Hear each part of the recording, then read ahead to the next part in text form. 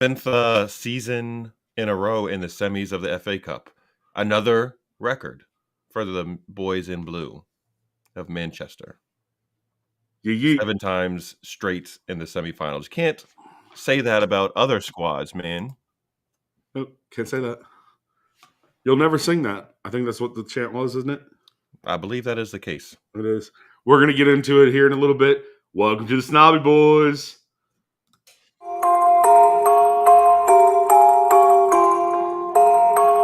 I get those goosebumps every time.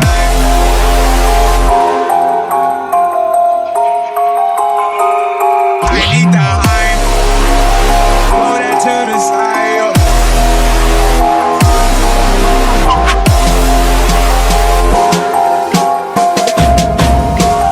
I get those goosebumps every time. Every time.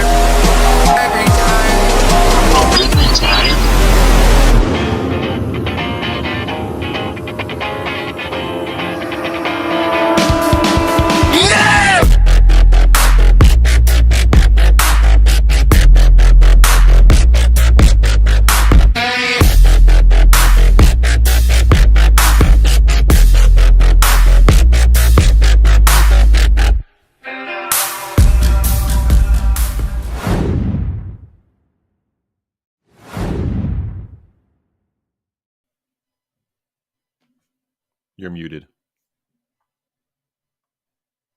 Am I muted? I did it again. I did it again. I did it again. All right. Anyways, so welcome to the Snobby Boys. As you know, my name's Colby, and that's my homeboy Joe over there, right there. Yeah, we like Talk Man City for the time being. We're gonna review Bournemouth, talk a little bit about pre-match and post-match, and in between the match, if you know what I mean. No. Hey. And then we're going to get into some city news. But before we do, just do the thing you're supposed to do. Maybe even better, ante it up. Why don't you share it? That would be cool. That would be the coolest. Do your job. We'll do our job, which is to do this side, and y'all do your job. Do that side. I'm glad you picked up what I was going for this evening, Stew Chains. I appreciate that. Yes, sir. I did. Feeling very Obi-Wan tonight. My Obi-Wan era. To use what the kids like to say in reference Taylor Swift.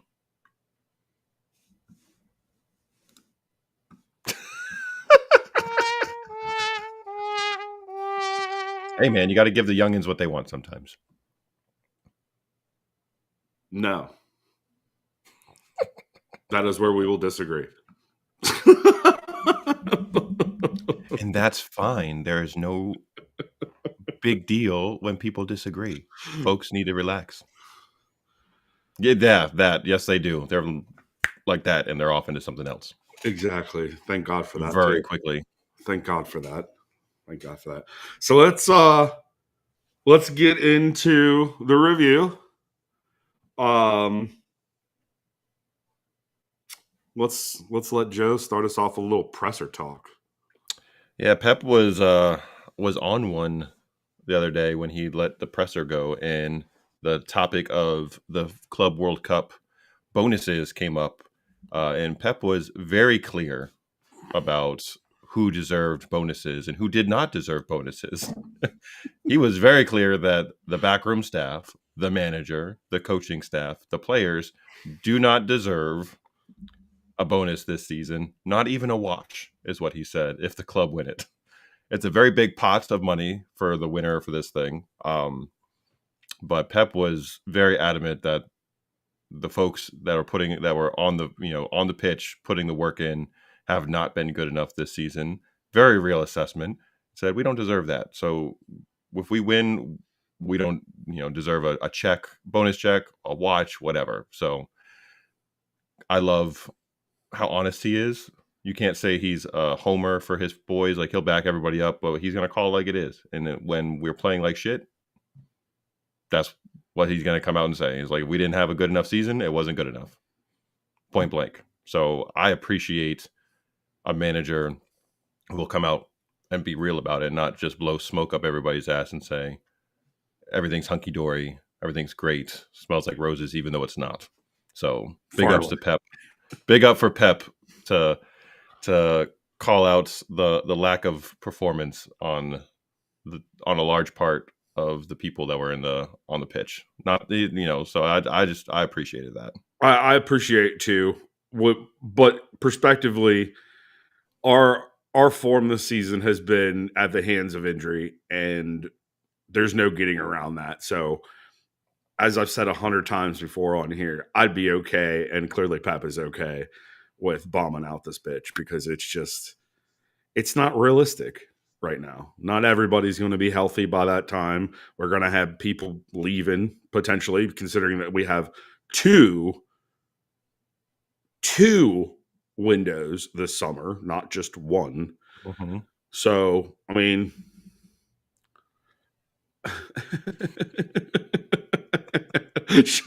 Stu knows too well.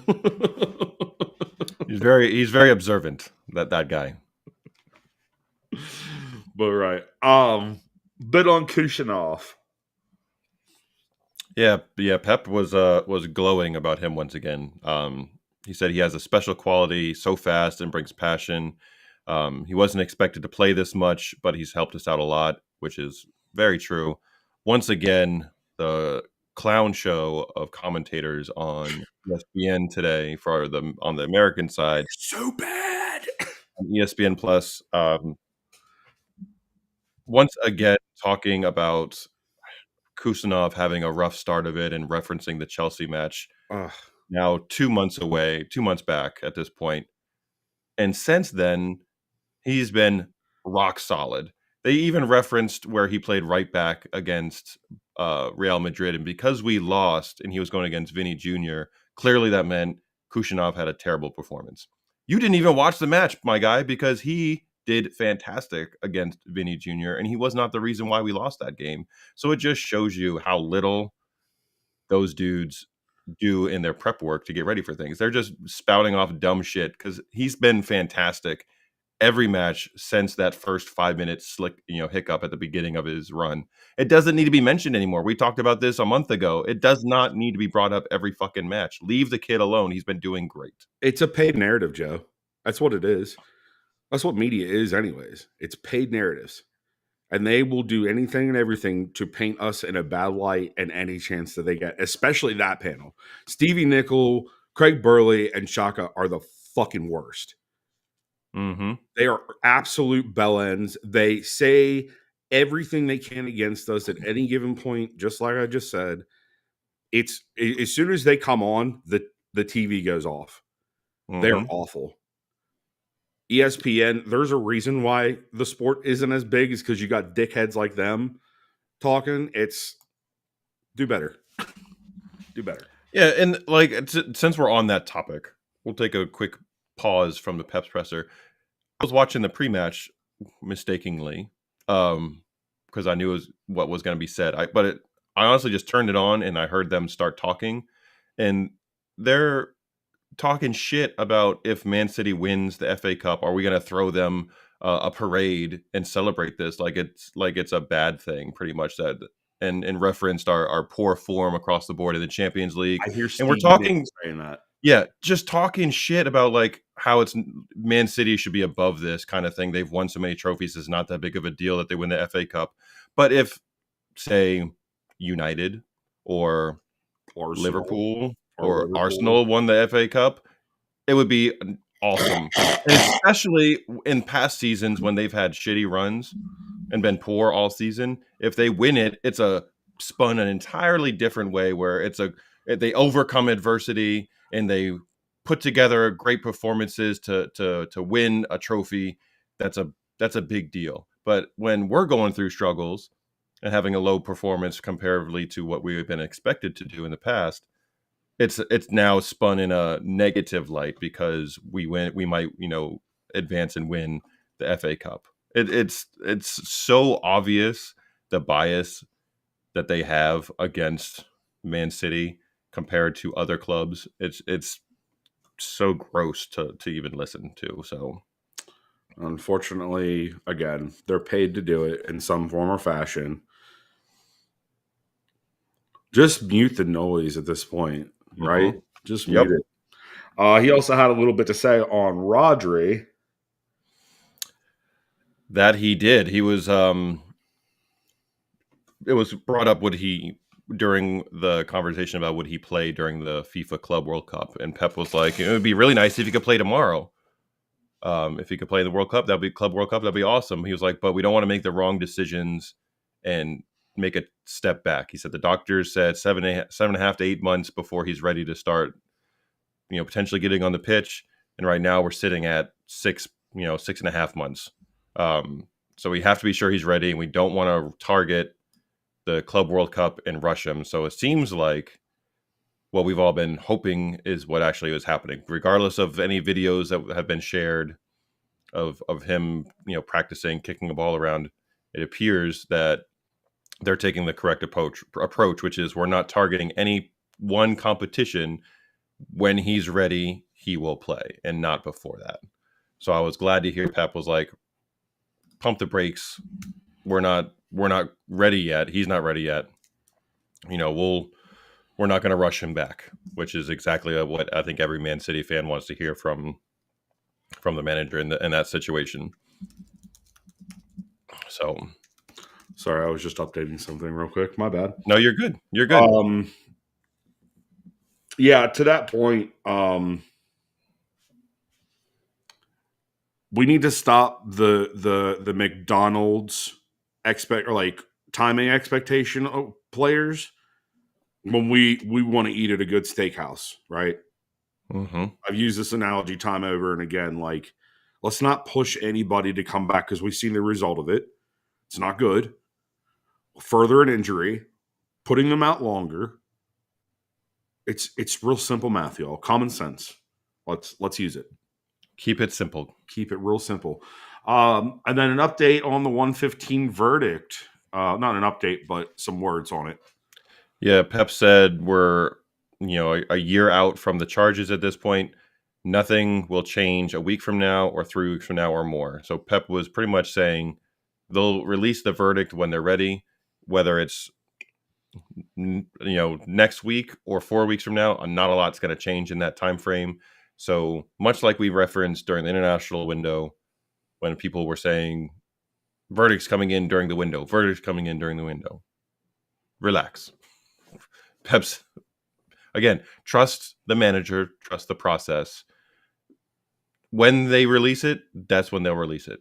There's nothing but happening behind the scenes, except for, in my opinion, those folks that are representing the Premier League are trying to grasp at straws, much like Stu said last time, trying to find something to grab onto that they can get us for, even after everything has happened. So to me, it's just them dragging their feet because they know that they are going to lose and they don't want to release information during the season and be made to look bad. They're probably waiting until there's other news cycles happening that will take attention away from the fact that they've wasted a shitload of money on this and there won't be any real severe consequences coming from it.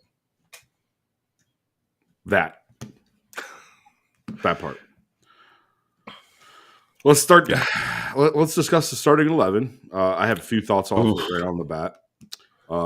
Nunez at right back. Everybody hated that. And then, of course, Pep picked all of his favorites for the most part. And we didn't see Bob anywhere in the lineup after he had been training the last couple of weeks. We thought things maybe he could have got it in at least the bench, considering Savinho was not available. You know what I mean?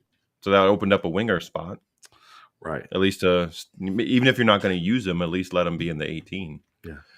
But I was super concerned, and the whole first half kind of justified said concerns with how slow and without any energy and not effort, because they were trying. They just don't have the legs anymore. But just so many of the same guys Gundo, Kova, Kevin, Bernie, Phil.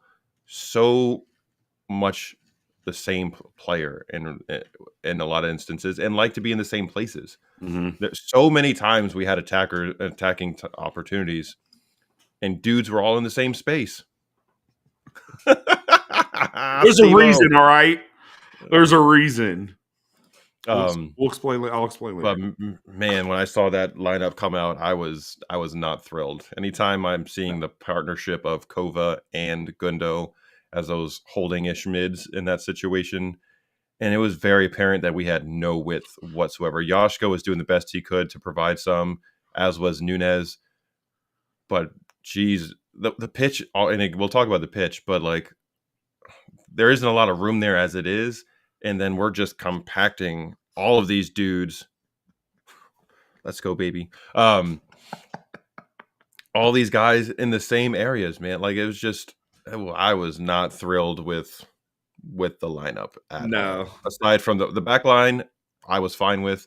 I get picking Nunez over Rico because Bournemouth is pacey, they're physical, and Nunez has more speed and is stronger than Rico is. So I get picking him.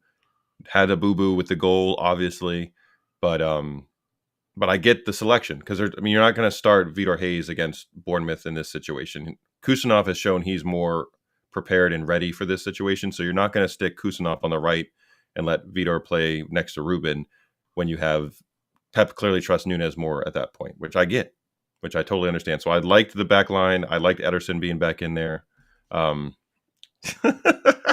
He don't like Harry Potter, though. He's not a Harry Potter guy. I'm not a Harry Potter fan. I hate it. So I get the back line, the back five. I get everything else, man. Like I don't know if I don't understand why Nico wasn't one. I get why Nico O'Reilly didn't start. Sure, I do. I don't understand why Gonzo wasn't sitting at the base of the midfield once again. Considering how physical and pacey Bournemouth are, you would have thought he would have slotted in perfectly in the role he's made it for himself, because he started pretty much every Premier League game since he's come in. Why not continue with that? Unless Pep knows something more than we do, that he wasn't ready for a full 90. I don't know, but it seemed like that was a very obvious selection. But we saw what happened in the first half with the guys that were out there. I think in part the expectation there, or the thought process at least, was the fact that we play midweek against Leicester. I figured he would probably want his services more over than Kova or Gundo. So in a way, it makes sense. But like I said earlier, it's Pep picking his favorites. And I'd like to actually quote Luke from Not My Lifetime. Youth prevailed today. Youth is the way forward. We continuously are putting on the oldest fucking guys we have. Auto parts. Listen, if you're in the States, you'll know what we're talking about. That should be his. That should be a chant. Yep. We'll talk about chants later. But yeah, I think that was the thinking behind this. FA Cup, I assume the thought process also in this is I'm going to put my best veteran guys out there. That doesn't always work. That literally changed. That literally showed in the first half. We saw nothing inspiring out of those guys whatsoever. The fact that Kev got the amount of minutes he did was also very surprising. I think that we've also just kind of jaded ourselves in our minds of the fact that he is as old as he is now, and we've seen so many injuries out of him, even predating him being in City Blue, that it's like, okay, like let's not push him. He's still good, but let's not push him. He certainly got pushed today, and we've certainly seen Bernie become more and more and more of a squad player than he ever has before. I really didn't see a lot of his purpose today. He was just a piece on the field. I mean, yes, he helped game flow a little bit, but not to the extent that he has in the past. Couldn't agree more about Bernie. Yeah. We mentioned that last show where it felt like, because he said he wanted to see out his contract, which I think is fine, but he should not be an auto starter, auto selection for big matches at this point. Yeah. So, and this is another today prime example. He had a couple good moments, but he didn't influence the match like we have come to expect from him with pressing, with off-ball movement, with keeping the ball and recycling. It's just not there with him. At least this season, it's just not there. So, ugh. Let's get the finer points of this match. Starting off, we started kind of dabbling and talking about the size of the pitch, and I actually had to explain this to my son on how teams don't all have the same pitch sizes and how clubs like Bournemouth can use this to their advantage. And they did in the first half. I think that's what I picked out of the first half as much more than anything was the fact that we are so used to playing on these big size pitches and having the space to play positionally. Now we have to play a little bit more compact, and it puts us out of sorts. Luckily, halftime changed some things and we got into a better rhythm. Nice to see. But the big thing of the first half is Holland's 3 missed opportunities. He was, as Steve Black said, poor today. He has not been able to clinically finish anything. He did it for his national team, but for as much pumping as he probably has been doing in the bedroom, you think he would know how to do it better on the pitch. You would hope so. You would think. With strikers, it's rhythm and flow and between the ears is so important. And you could he missed the PK, a little frustrated. Then he's one-on-one and tries to chip the keeper, Chip Kepa, and he hits it too high, and he's just like smiling. And that to me, we're aware. Thank you. Yes. Yes. But seeing him like kind of laughing about it, like you could tell that when that happens, it's in their head that they're not able to finish the way they're used to, what they become accustomed to. So it's with strikers especially, it's a mental thing, and I think that's the problem with him at this point. And actually, I don't think they're all the same length, to be honest. There are some that are a little bit longer in terms of yards than others. I just knocked off my earbud. And oops, perfect. Okay. And the PK just was not strong. He mishit it. When they showed the replay, I was watching it with the girls, and they immediately picked out that he struck the ball in the wrong spot to try to get, and wasn't going to get enough power behind it. So little details like where you hit it, low, high, in the middle of the ball. It just didn't come off his foot great. Kepa didn't have a lot to do. He put it at a perfect height for him to do something with it, to stop it. But yeah, it was unfortunate. No, it's not. Width is though. Girth is important. Yeah, I know about that. I'm good on that. So it really should have been 2-0 in the first half before they even started threatening us, and putting one in the back. So Holland just not his usual self, unfortunately. And it's crazy is he still put in like over 30-something goals too. So fucking Burley had the fucking audacity to say that Alexander Isak would get into his side over Holland. Yes, Isak's been really good this year. He's come up over the last couple of years and has shown himself. They're not on the same page. How quickly people forget, man. Oh yeah, the goldfish brain is for real, but it's funny how selective it is, isn't it?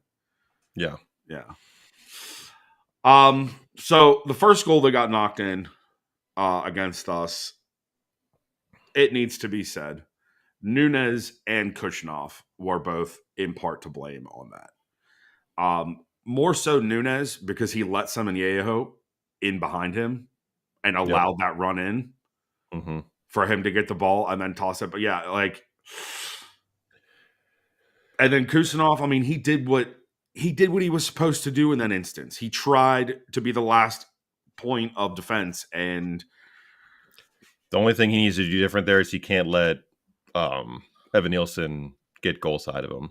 No. You got to be, because if he's in front of him, he's clearing it away. He's not lunging to try to get in front of him. He's already in that spot and it's gone. So, and that's to be expected probably in a 20-year-old defender. So could have been in a little better position for sure. But Nunez, you cannot let, like, he fell asleep and let him get in behind. And it's hard to balance with Nunez you can't make these mistakes with you're not playing your natural position. So it's like I want to give him some shit for like not being a good one-on-one defender, but that's not what he's done for the majority of his career. So it's like, yes, he's not a very good one-on-one defender as a right back, but he's not a right back. So it's like I feel like I need to give some sort of grace in this situation because he's playing out of position. He's doing it because there's not a lot of other options available, and Pep is trying to fill a square peg or square hole with a round peg. Yeah. And he's doing the best he can.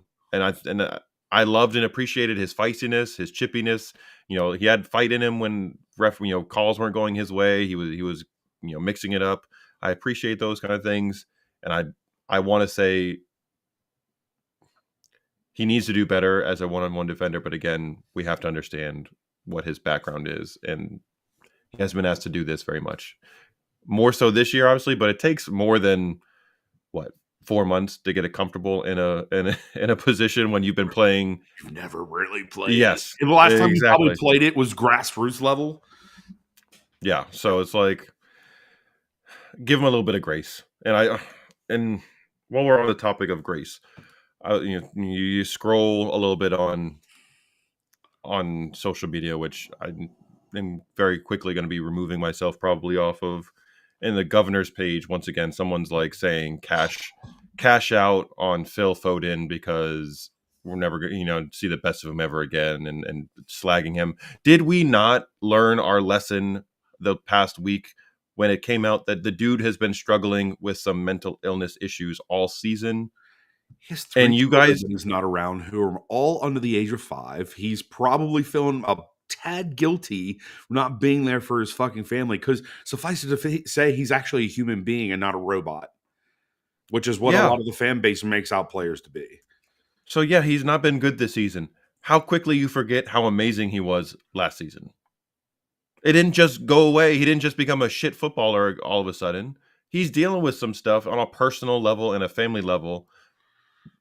Show some grace to these dudes. Like, stop slagging them off, man. Like, it's absolutely ridiculous. The hyper critique is literally hilarious, because I will boldly say that 80% of the people who are slagging people off have never played a sport or done anything organized or been a part of a team in their life. And they think they know everything because that's where the game was born or whatever. And exactly that point, Ryan, especially your own fans, there's no empathy or compassion whatsoever. You're supposed to treat the team kind of like family. You want this small club feel, but there's a lot of the fan base that is willing and able to sit there and just take a massive dump on people without any real base to it. It's just your feelings. Your feelings don't fucking matter at the end of the day, guys. It's facts. It's having a little bit of perception. And there's a lot of the fan base that lacks perception. They're probably not real fans. They're not, But I mean, even in that, like, who's to say who's a real fan at the end of the day? This isn't me trying to be like super subjective and like, because that's really not my thing. I think it's just as a whole. I mean, people have gotten this false sense of confidence because they have a keyboard in front of them and a screen that nobody can see their face through. It's pussy shit, to be honest, guys. It's really pussy to be doing that shit. But that's where I'll leave. That's so annoying. Let's Which push is into the why, second yeah, half because literally the first half was fucking dick. We know that. yeah, Nico O'Reilly comes on, pushes Gavardiol inside. I think everybody's been literally asking to see that. I know I've asked for it a couple of times to see what he would look like inside. And honestly, at that point, and I know we were just saying about Foden, but like I kind of expected Foden to come off because he wasn't having the best game. hmm And I really, really, really was hoping that Marmoush was going to be the guy who fulfilled that. I mean, eventually he yep. did. Like the pace I, for him is not there. It's not. Everybody's not on the same page up front. You're talking about the 4-5 attackers because that's really what we've got. Yeah, it was a completely different show. Nico O'Reilly unlocked instantly. himself and just put in a hard. I mean, even for a half, that was a hard day's work for him.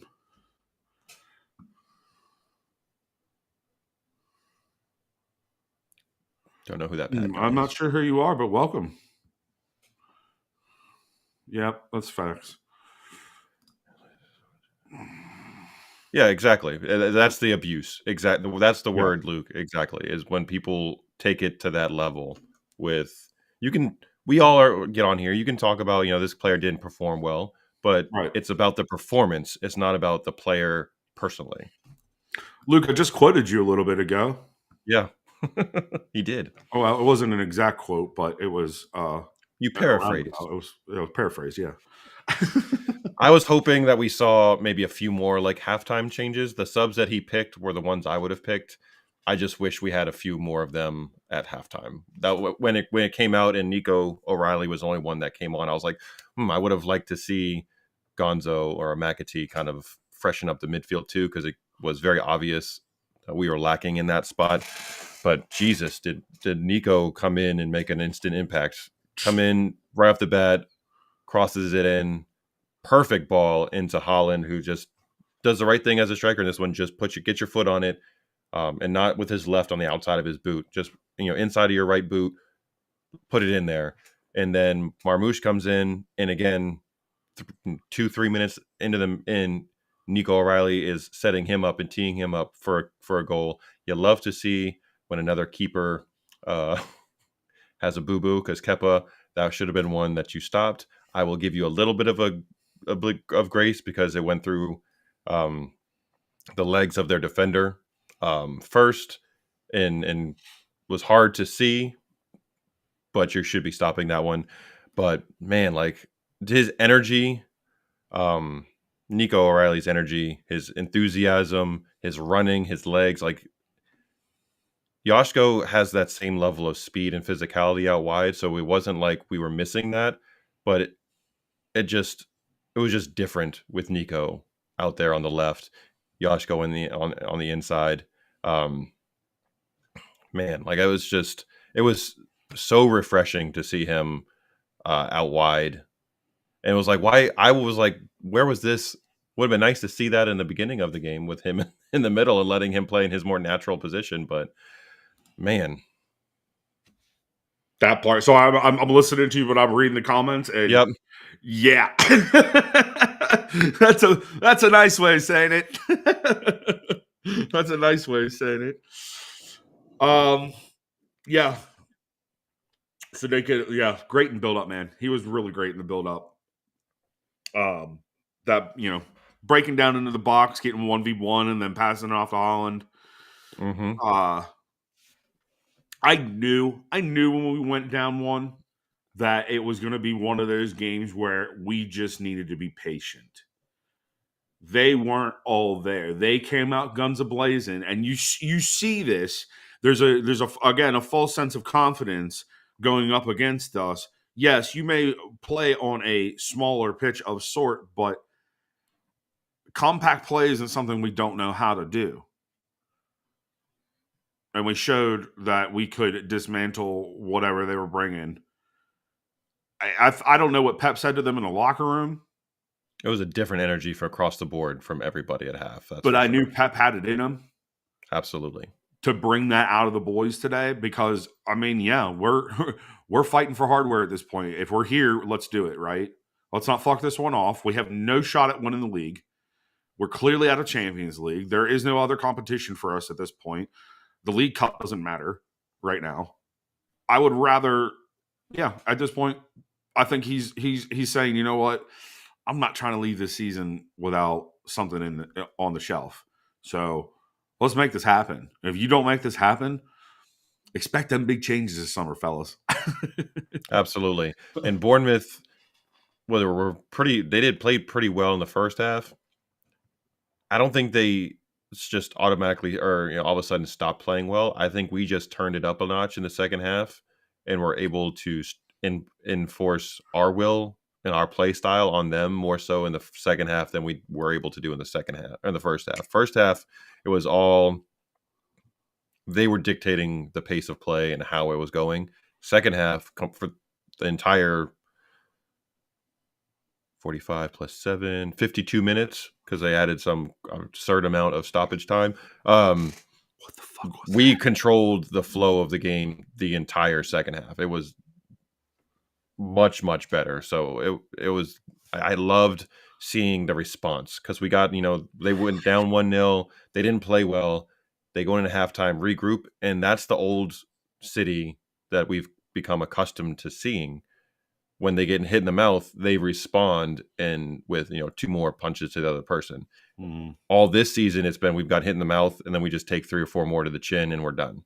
Right. But we showed real fight this time, and they came out and showed us something that we've been missing all the year. So that was a great watch in the second half. Big facts. And kudos to all of the subs. Jack came in, he made a difference right away, buying some yellows on Bournemouth players, getting in their head a little bit. He was taking guys on. He was quicker with his decision making. So Jack made an impact out wide for us, and then McAtee and Gonzo came in for the remainder in the middle and really gave us a much needed breath of fresh air with fresh legs there. So it was across the board. All the subs came in, did their job, and they exceeded expectations. Yes, today. Exactly. They exceeded expectations. Pep got a card. He wilded out a little bit. I missed it. I saw the little yellow thing drop down on the thing saying Pep with a card. I was like, what the hell did he do? That's the assumption. That's not anywhere based in fact. It is an assumption that he was wilding the fuck out, and ref was like, shut up. All fine and good, though. Not a big thing. Nico, again, gets it over to Marmouche. Puts us up a goal. Thank God. But let's talk about that chant for a second, guys. That was gay. Like, Ken from Parks and Rec saying, gay. That was gay. Yeah. Gay. Yeah, that was incredible. That was awful. That was embarrassing. I'm sitting there. First of all, can't really understand what the fuck's being said. A. B. Then when we go to look for it, which MCFC lad posts it because he loves to post himself fucking doing this shit. It was even worse than what I heard on the TV. This needs to not ever happen again. Let's find a new one. Like, there are so many marks being missed with the fact that he's Egyptian. Like, why aren't we using Do You Remember the Time by Michael Jackson to make the lyrics? Why aren't we using a cooler song? Walk Like an Egyptian. Probably think that that's probably a little bit racist. Somebody will fucking kind of or put it in, spin it that way because that's what the fucking world's been doing lately. It was atrocious. Let's retire it now and let's go back to the drawing board quickly, please. Yeah. Before our next match would be great to come up with a new Marmouche chant, please. Because we've had so many amazing player chants across the board going back to the last 15, 20, 30 years. Dick, the bar is set pretty high for our player chants, so let's not lower the bar. Yeah. Yeah, so this one they missed the mark on this one. and honestly, for as much shit as Americans catch for the chance that we have over here, that was 20 times worse. So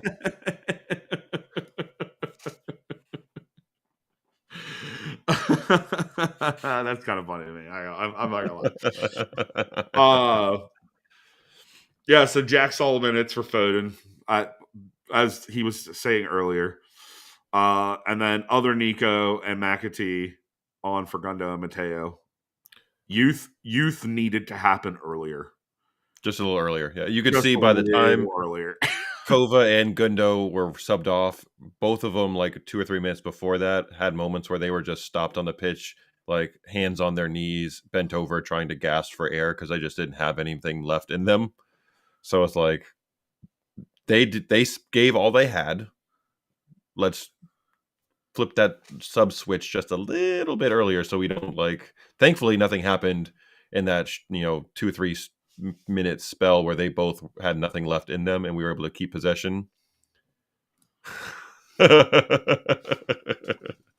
I'm sorry. We made better ones than that one. I'm just saying. Yeah, Gundo wasn't bad overall. He was not very impactful in the first half. He had second better, half much better. Yeah, but he had a better second half than the first half. He showed little glimpses of himself, that one midfield run that he had. mhm. But that was really it. And again, both of them can be good if we manage their minutes and manage how long they're going at any given time. He should not be doing a full 90. He shouldn't really be doing 75. Around that 60th minute mark, that way he knows going in, I got an hour. If he's starting, I've got an hour to give everything I got. I know that at the 60-minute mark, barring any craziness, I'm coming off. I can go full bore, and then we don't got to worry about him trying to do too much, trying to preserve energy for later on in the match. So I just manage the older guys a little bit more, and maybe don't put all 5 of them out there at the same time. Maybe. But in the end, we got the W, and we're moving on to the semis. So we're going to Wembley again. We are. Another little topic I wanted to take some time to speak on was the passing of notes on the pitch. That was so weird, bro. Like, we definitely noticed that when we're watching it too. And they were like, "What?" And then they're like, "Where did they put the paper?" Right? You don't have pockets.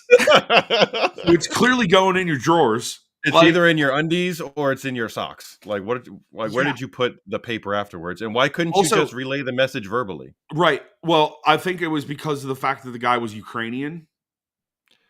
Maybe there was a language barrier. That's my guess. But, like, did you pull that out and use it again and hand it to somebody? Because that means that your nuts were all over that piece of paper and you just handed it to your teammate. You notice how quickly they shifted away from him? Yes. When they showed him with the paper, and then as soon as he read it and started doing this, they were like, shift to a new angle.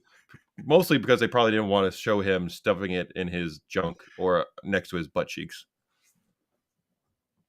Imagine if he gave himself a little credit card swipe with his.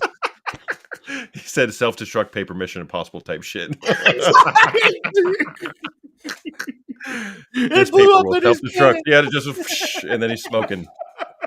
Now all I can see is just like him running down the pitch with smoke coming out of his butt. It's so weird. There was the other instance of the fact that there were 3 separate occasions there were multiple balls on the pitch. But one could say there were 24 sets of balls on the pitch. One could say that. One could say that.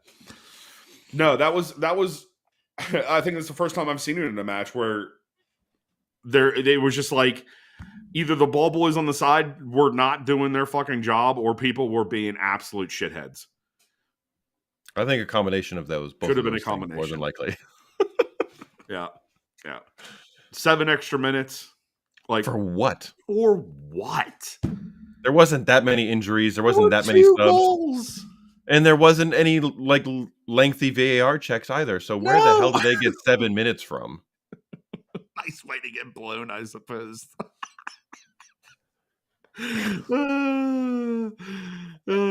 It's a common thing. The note passing is a common thing. or the multiple balls on the pitch. Yeah, I think that's very valid.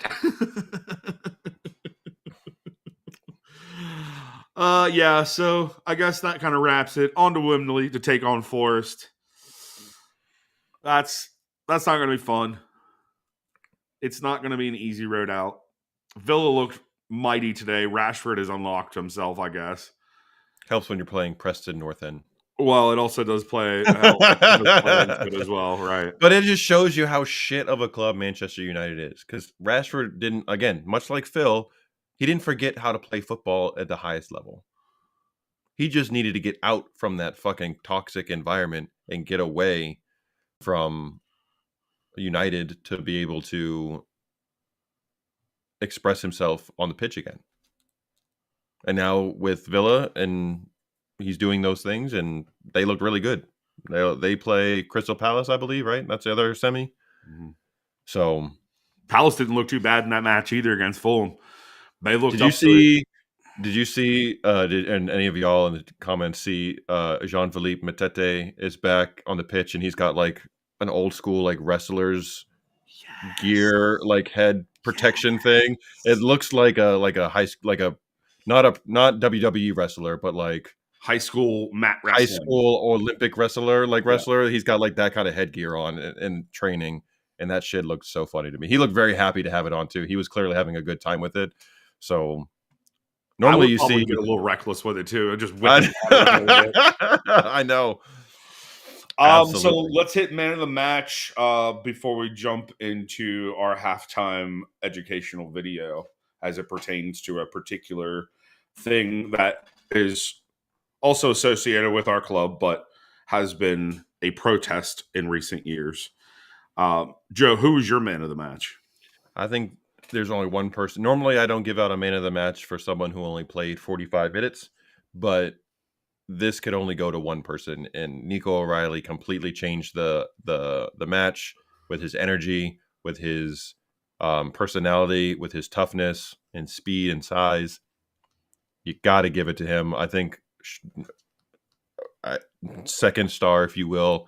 I would probably give it to Yoshko. He played well in the first half, and then when he got shifted inside, they weren't getting any aerial duels. Yoshko was cleaning up everything in the air with his leaping ability, getting him more central where he has played in the past and for the national team.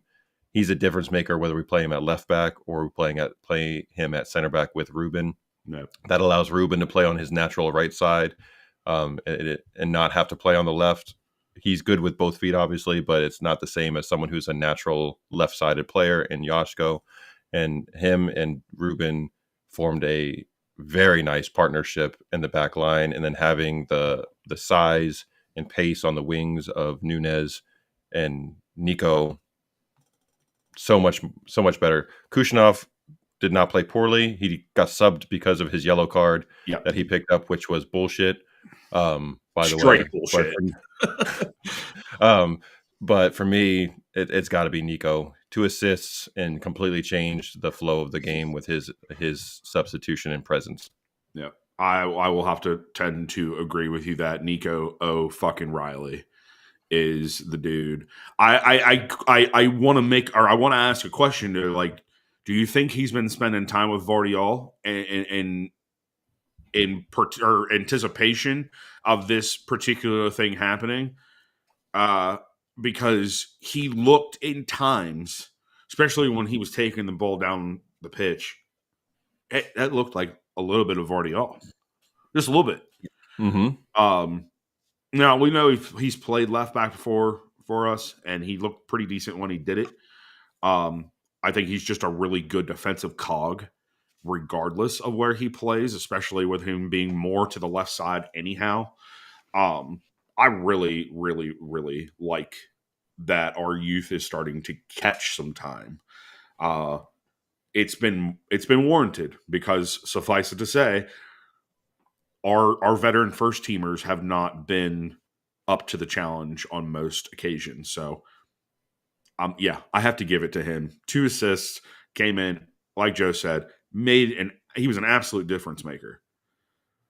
Without him, I mean, game went the other way. Steve, I am hoping that we get to see him play more centrally. He's been doing very well at left back as a fill-in, but I am anxious to see his size, his technical ability, his speed get utilized in the middle of the pitch where we're clearly lacking in speed and size. Is I want to see both Nikos in there at the same time. Instead of seeing a double pivot of Gundo and Kovacic, I want to see those two together and just see what it looks like. Yeah, Yeah. exactly, Pat. Exactly. He looked like he's naturally plays that position, and he's been a center mid his entire youth career with City. So that's he looked like he was incredibly comfortable out there. So Pep, credit to Pep, he already was asked about it at the post game presser and was like, "No, Nico will be playing in the semifinals. That is for sure." So Yep. where he plays remains to be seen, but We shall see. he's clearly shown enough to warrant a spot in the starting 11. Yep. Double Nico. Nico I'm here squared. for it. Nico squared. Yes. I want to see should that be their tandem name. expeditiously instead of Kova Gundo. Yeah. Let them for come sure. in and see the game out after we've already won it. For sure. So before we go in our little halftime thing, I've changed it up for this episode. I wanted to be a little bit informational, give some education, so that maybe next time somebody says some stupid shit, you'll have some ammo, suffice it to say. But to jump that off or preface it, Just Stop Oil, I'm sure you guys remember that guy who fucking zip tied himself to the fucking goalpost, says they will no longer be protesting. So that's cool. We won't have to see any wackos doing some dumb shit. But here's a little informational video for you guys.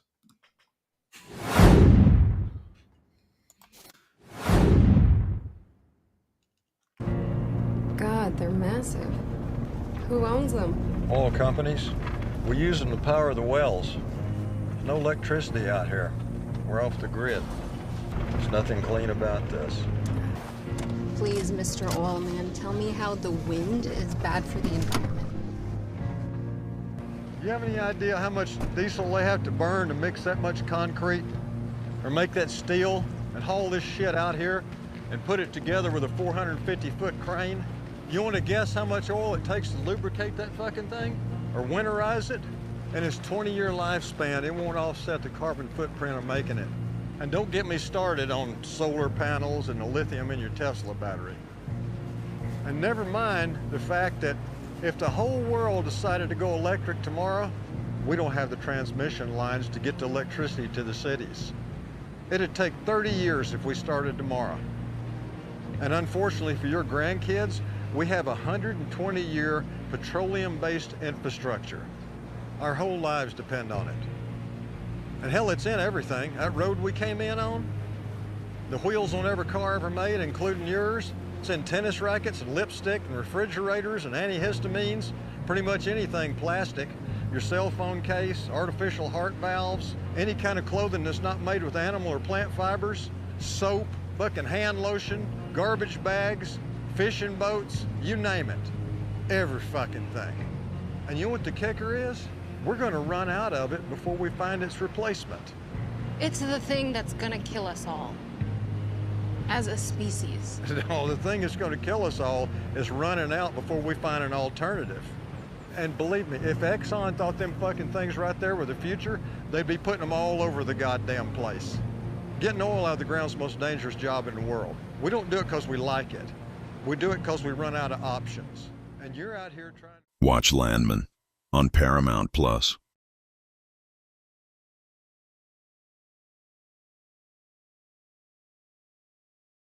For you to consume right there. Things to consider when somebody says oil club. You guys are this, you guys are that. I thought that was a good bit of information. It's honestly one of the best shows that's been put out in the last year. Yeah, it was a bit crude, wasn't it? Steve just doing his Steve thing, man. Every time. Love it, bro. But yeah, I like that bit, and I thought it was a good tie-in to them stopping their protests. Maybe it means that they've thought about it, because like it was said just in that clip, it's literally in fucking everything. Without oil, we don't survive right now. So I'm proud of my fucking oil club. I'll consider myself a roughneck just for the cause, especially when it comes to this team. Don't fuck on oil, because without that, you're dead. That simple. It's that simple. Let's get into some city news, shall we? The only sour part of the day was afterwards we got to see Holland was leaving the grounds down in Bournemouth with some crutches and in a walking boot. So we don't know unless any of y'all have seen. I just did a quick search during our informational clip there. It doesn't look like we have the info on the extent of the injury, but we know that he was walking with crutches and in a walking boot. So yeah, I got a 10-gallon hat. there you go. No, I don't. I'm just kidding. I got one that says that it was, but it's not. There you go. So Holland, we will await the info that comes out on the extent of it energy. Yes, exactly, Pat. Yes. So really the only negative today was the Holland piece. So we'll see what comes. But thankfully, we have a inform, not a like for like, but informed striker that can fill in very admirably in the likes of Omar Marmoush. We'll get to see him more than likely on Wednesday leading the line against Leicester. So excited to see what Mr. the Pharaoh can bring to us. So I'm excited for Wednesday. Give him a better song, please. So we'll see what happens with Holland. Marmoush likely leading the line on Wednesday against Leicester. Talking to kind of transition into that piece, kind of the big news that came out this week in the city community was the leadership of some of the city supporter groups across the pond there are asking fans to boycott the first 9 minutes of the Leicester match on Wednesday and stay in the concourse during that time. And if they do want to watch the match, to remain silent in their seats. The reasoning behind this or not go out to the ground at all. So the reasoning behind all this was because to protest against the city partnering with their ninth, hence the 9 minutes, third-party ticketing site Viagogo. Apparently, they are known to break ticketing regulations and ripping fans off and everything. BBC reached out to the club, who declined to comment. Both of us have very strong opinions on this one. On the same grounds, we're on the same page here. For me, I'll start with, I don't see how this type of protest, again, I will not take it away from anyone their right to protest anything. I just don't see how not being in your seat that you've already paid for, mind you, that part, for the first 9 minutes shows the club anything. What it's doing is taking away the atmosphere. Every coach, manager that I know, first 5 minutes of each first half, second half, and the first and last 5 minutes, super important, super critical. So what you're doing is you're penalizing the players, the manager, for the first 9 minutes of the match by not providing them atmosphere where they need these 3 points to make sure we continue to stay up. So you're penalizing the players for something that they have no control over. I don't see how this type of protest benefits the club. I don't see how it gets your point across, considering you've already spent your money on the ticket and you're protesting what? A ticketing company. Granted, you probably didn't buy your ticket from them. However, you spent the money on the ticket. And you're protesting a ticketing company. To me, don't spend your money on a ticket then if you really want to do anything. Right. But again, is that really going to do anything to the club? Because somebody else is going to buy up your ticket. Exactly. So I'm all for protesting. I don't think we need 9 different ticketing third market ticketing people to be partnered with, probably not necessary.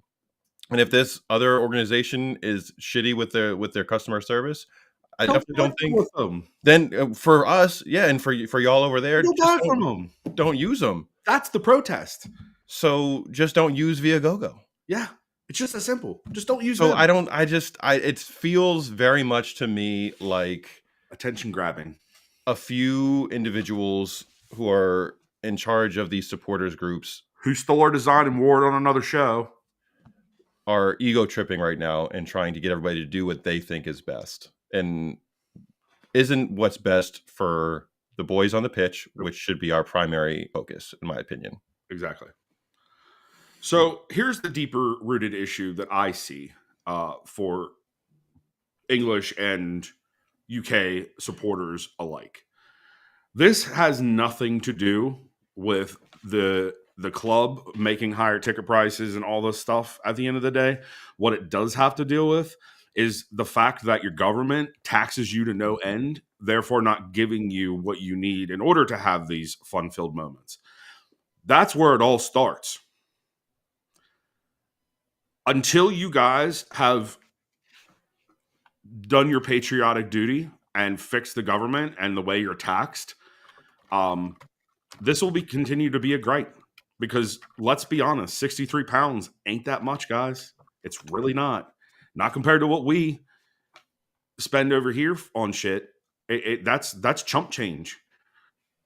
That's less than a preseason ticket for us. We would pay that any day, and other people will too. Where it needs to start is overthrowing that government because they're not doing you right. I spend a lot of my time, my free time, when I'm not paying attention to City, paying attention to things that are going on around the world, especially with what's going on with our brethren over there. We care more than you guys will ever know about you guys and the local fan base. I mean, we just want to be a part of that too, knowing that we're across the pond. But we've got to get to the root of the problem rather than just pointing the finger at something, especially something that you subscribe to, something that you identify with so well. Becoming patriots and going and making a stand against your country should be the first thing you try to do in order to get the money that you so well deserve after your hard-earned time or your hours have gone into putting in for your economy, for your country, and then for them to take half of it, if not more, away from you. That's not fair. And that's not fair for everybody else who has to hear the gripe of, oh, they're raising the ticket prices. Well, no, it's because you get shit pay and you have to budget your shit out for a month. And for us, that hurts my heart for you. I would love to see everybody to get to a match all the time. But then there's also the other part of, well, if we just allow locals to fill up the place, who's ever going to have the chance to come and see? People like us who really do care about the club, who really do want to be immersed in it and who put our lives into it. Yes, it might be from 4,300 miles away, but it's better than what most people are doing.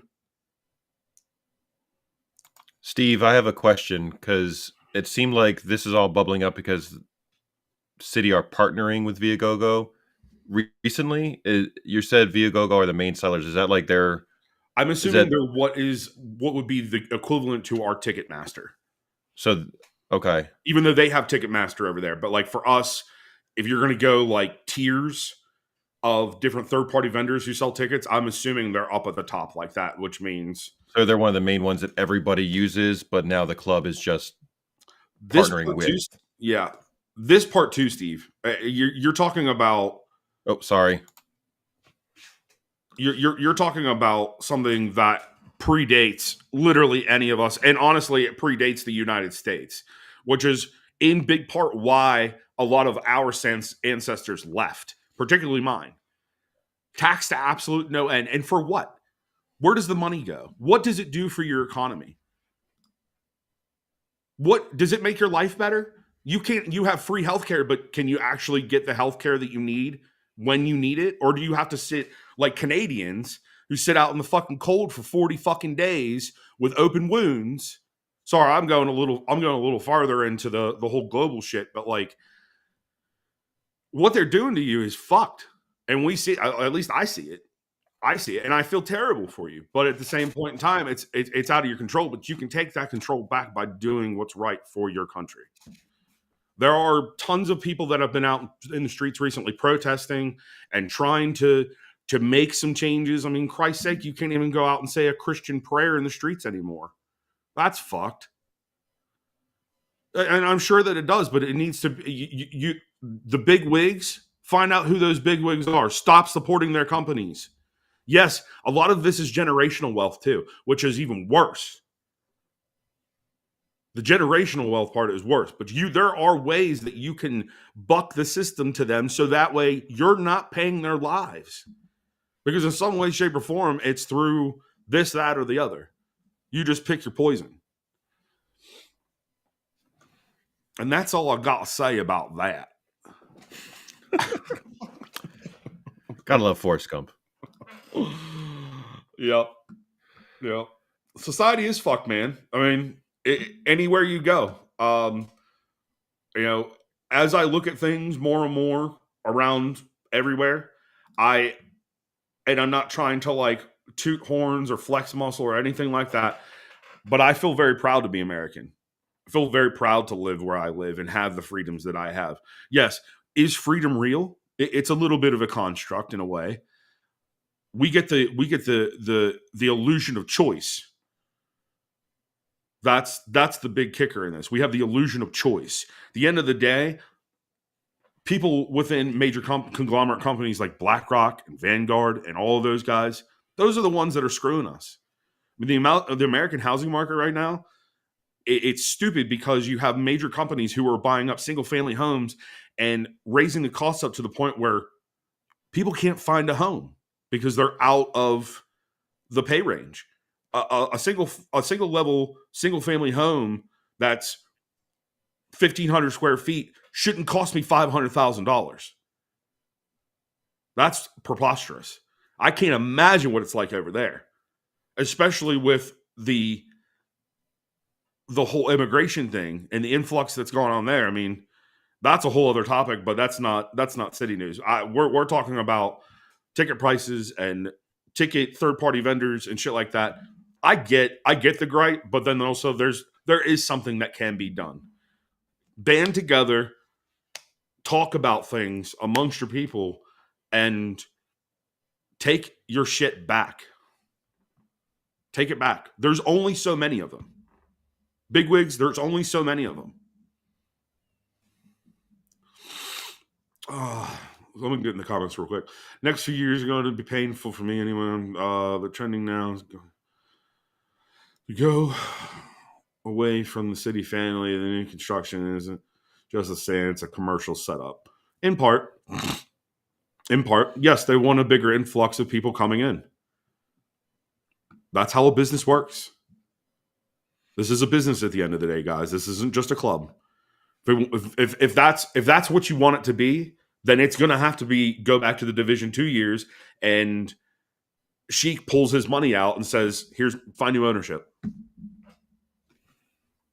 There's a bigger picture in that man's head that people don't want to get on board with, whether that's through their own personal thoughts and beliefs towards people as such or whatever. But it's just, it is what it is now, guys. You got to roll with the times. If you want like we've mentioned before, if you want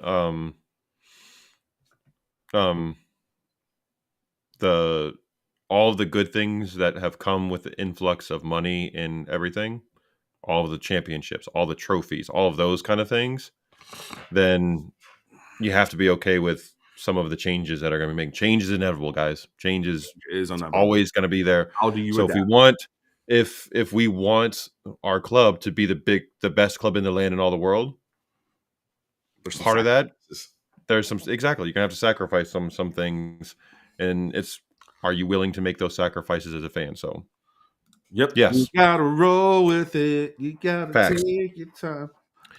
Some good news. Again, I don't want to harp on the ESPN people too much, but they mentioned multiple times that Why wasn't Savino selected? If you would have done a little bit of background research, you would have realized that he just had a kid back in Brazil. So he wasn't even in the country, you dum-dums. Yeah, you haven't been around long enough. That's not a good name to put around here.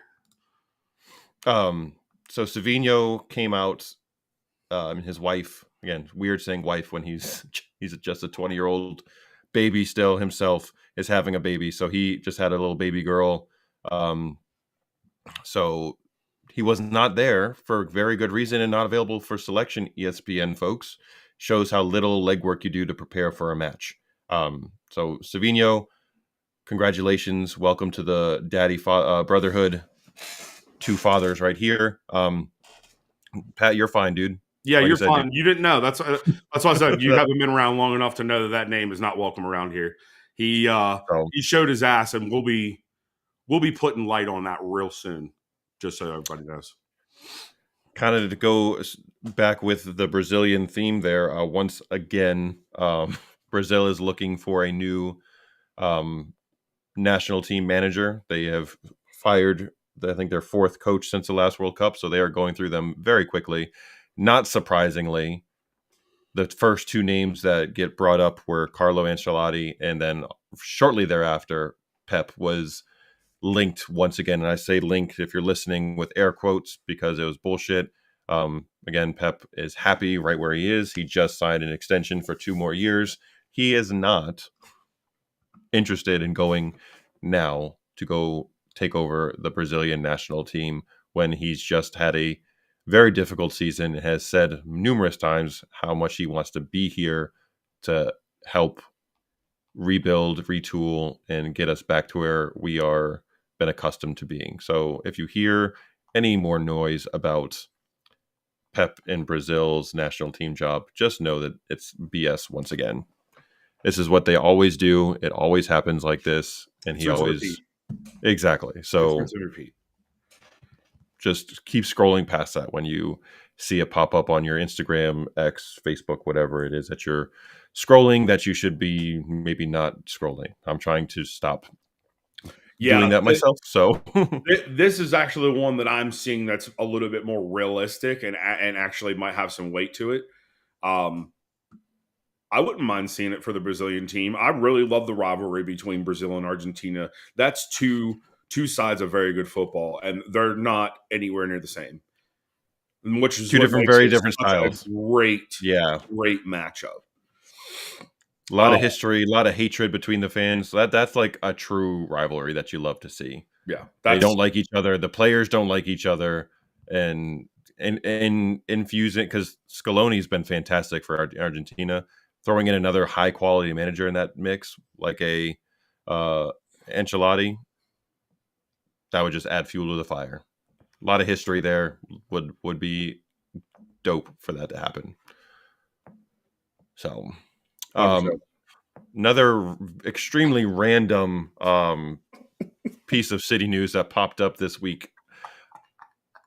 I thought it was a joke the first time I read it. But it was not. Holy shit. I'm not sure. I'm hoping you all heard this too, but a woman who was the mascot Moonbeam at one point in time had lodged apparently an assault claim against Erling Haaland with the police. This person obviously has not been renewed their contract with City. They are no longer an employee of City. For playfully slapping Moonbeam on the head, she claimed that playful slap resulted in a concussion, some other injuries that quickly were dismissed after a very brief investigation from the club and from apparently the police also, that this was completely inaccurate and not true. Very random story. Like... Me too. She says obviously it was a cover up by the club to protect Haaland. I've been next to. Of course, you would say that. Both of us have been next to those two mascots. It would have taken a massive hit to the head for you to have felt full anything. Force slam down on the top of the helmet.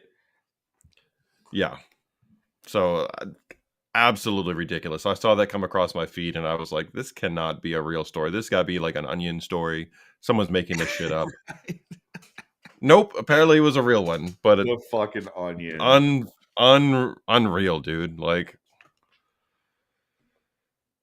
so Holland obviously is not getting any charges filed against him. This person apparently is a cuckoo. And raise your hand if you had that on your bingo card that Holland was getting like charges fictionally thrown at him from a person dressed up as Moonbeam. Is it Like that? not just on time, though? Is it not just on Yes. time that somebody who is like the face of the game or a part of one of the faces of the game worldwide just signed a 9.5-year extension with pretty good money in behind it? Sounds like somebody's playing a game to me. Which is why it was quickly dispelled. I got hurt. I'm gonna do this too. Bro, that shit is so played out. It's so played. Yeah. You also have to be a good reader of bullshit because there's a lot of it everywhere. Big time. Big time. Let's squirrel out of city news, shall we? That's really all we've got for today as far as that goes, but we certainly have some bro time. Hang out with all 5 of the people that have consistently been here the whole time.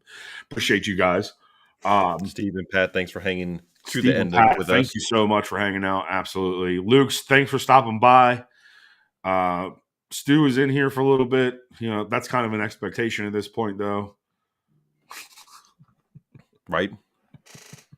That's funny. He just sent me a fucking. He's scrolling. He's doom scrolling on Instagram. Bastard. Of course. Kick us off on the bro time, bruv. So we've talked frequently about how had to switch the headphone, the earbuds to noise canceling instead of the other setting because it was making me almost hear myself talking, which was not helpful. So we've talked ad nauseum on our show about how the youth sports landscape in the United States is a money grab for the clubs, for the folks that run the tournaments, all those kind of things. So another prime example of that happened to me this week. So we haven't talked all week, so this is going to be news to me, by the way. Yes, I purposely didn't tell you because I wanted you to get your my live reaction, true live reaction. So Jordan's, my oldest daughter's soccer journey the past couple of months has been a fucking roller coaster to say the least. Her team she was with in the fall, some folks decided it was a good idea because of a personal vendetta to get the head coach who's been with them since they were U9 fired unjustly at this point. We then decided that it was in our best interest not to be around individuals. Sorry. You're fine. No, I think I might have cut you off. We'll know in a second. So we decided it was not in our best interest to be around individuals who think it's okay to behave in that manner. So we pulled her from that team and began the search for a new club. My younger daughter as we all know, plays for Liverpool. So there was already connection there. The coaching staff there was go do one, bro. The coaching staff had previously worked with Jordan in the summertime on a summer league team. We spent about 3 weeks there and realized that it was not the right fit for her, and we moved her on from Liverpool. But when signing the contracts, you agree to your fee. Since she was only doing half of a season, it was a prorated. It was a prorated amount. So we bought the kits, we paid our money, and the way they do it is like an installment type thing. So for them to let Jordan leave and go to the new club, they wanted us to be current on our payments. That's what I thought when they told me. So I was like, dope. We just made our March payment. We paid everything else before that. It should not be a problem for them to release Jordan's card so she can go play for her new team. Pretty cut and dry. Simple. Yeah. I reached out this past week to find out why I'm still on the Team Snap, the app. They use an app where, scheduling and all that kind of stuff. I was like, why am I still on this app? Like, we're not on the team anymore. And the administrative people said, once you have paid your fee in full, then we can release Jordan and we'll take you off the team. We owed them an extra $107 that was come due mid-April. Most everybody that I've spoken to, when this situation happens where you're looking to move, as long as you're current on your payment, most clubs will just say, thanks for your time, see you later. Liverpool's International Academy here decided that they weren't going to let my daughter go to her new club until we paid that extra $107 that wasn't due or hasn't been paid yet. It's $107. I'm not chuffed about the cost. It's the principle at this point. To give full context, Elliot joined this club in her age group when there wasn't even a team yet. So she was getting into the ground floor. They only had 4 girls at her age group in the summertime. We could have pulled her and left to go to a club that actually had a team built and was going to have a season. We decided to show the club loyalty and stick around through a very turbulent time in hopes that Jordan or Elliot's team was going to get formed and they were going to get enough girls in to have a season. So we showed this club loyalty, helped grow this age group, and then for them to hold my older daughters pretty much hostage until we paid that last $107, when you could have easily just said, you know what, we're going to waive that. It's fine. It's just, it just shows the lack of customer service, the lack of any kind of loyalty to the actual players. And it shows that particular club and this isn't, it is on them, but it's not unique to them, where it's all about the money. They don't care about the development of players as much as they want to say we're about these pillars and player development and all these all this bullshit. They care about getting their money.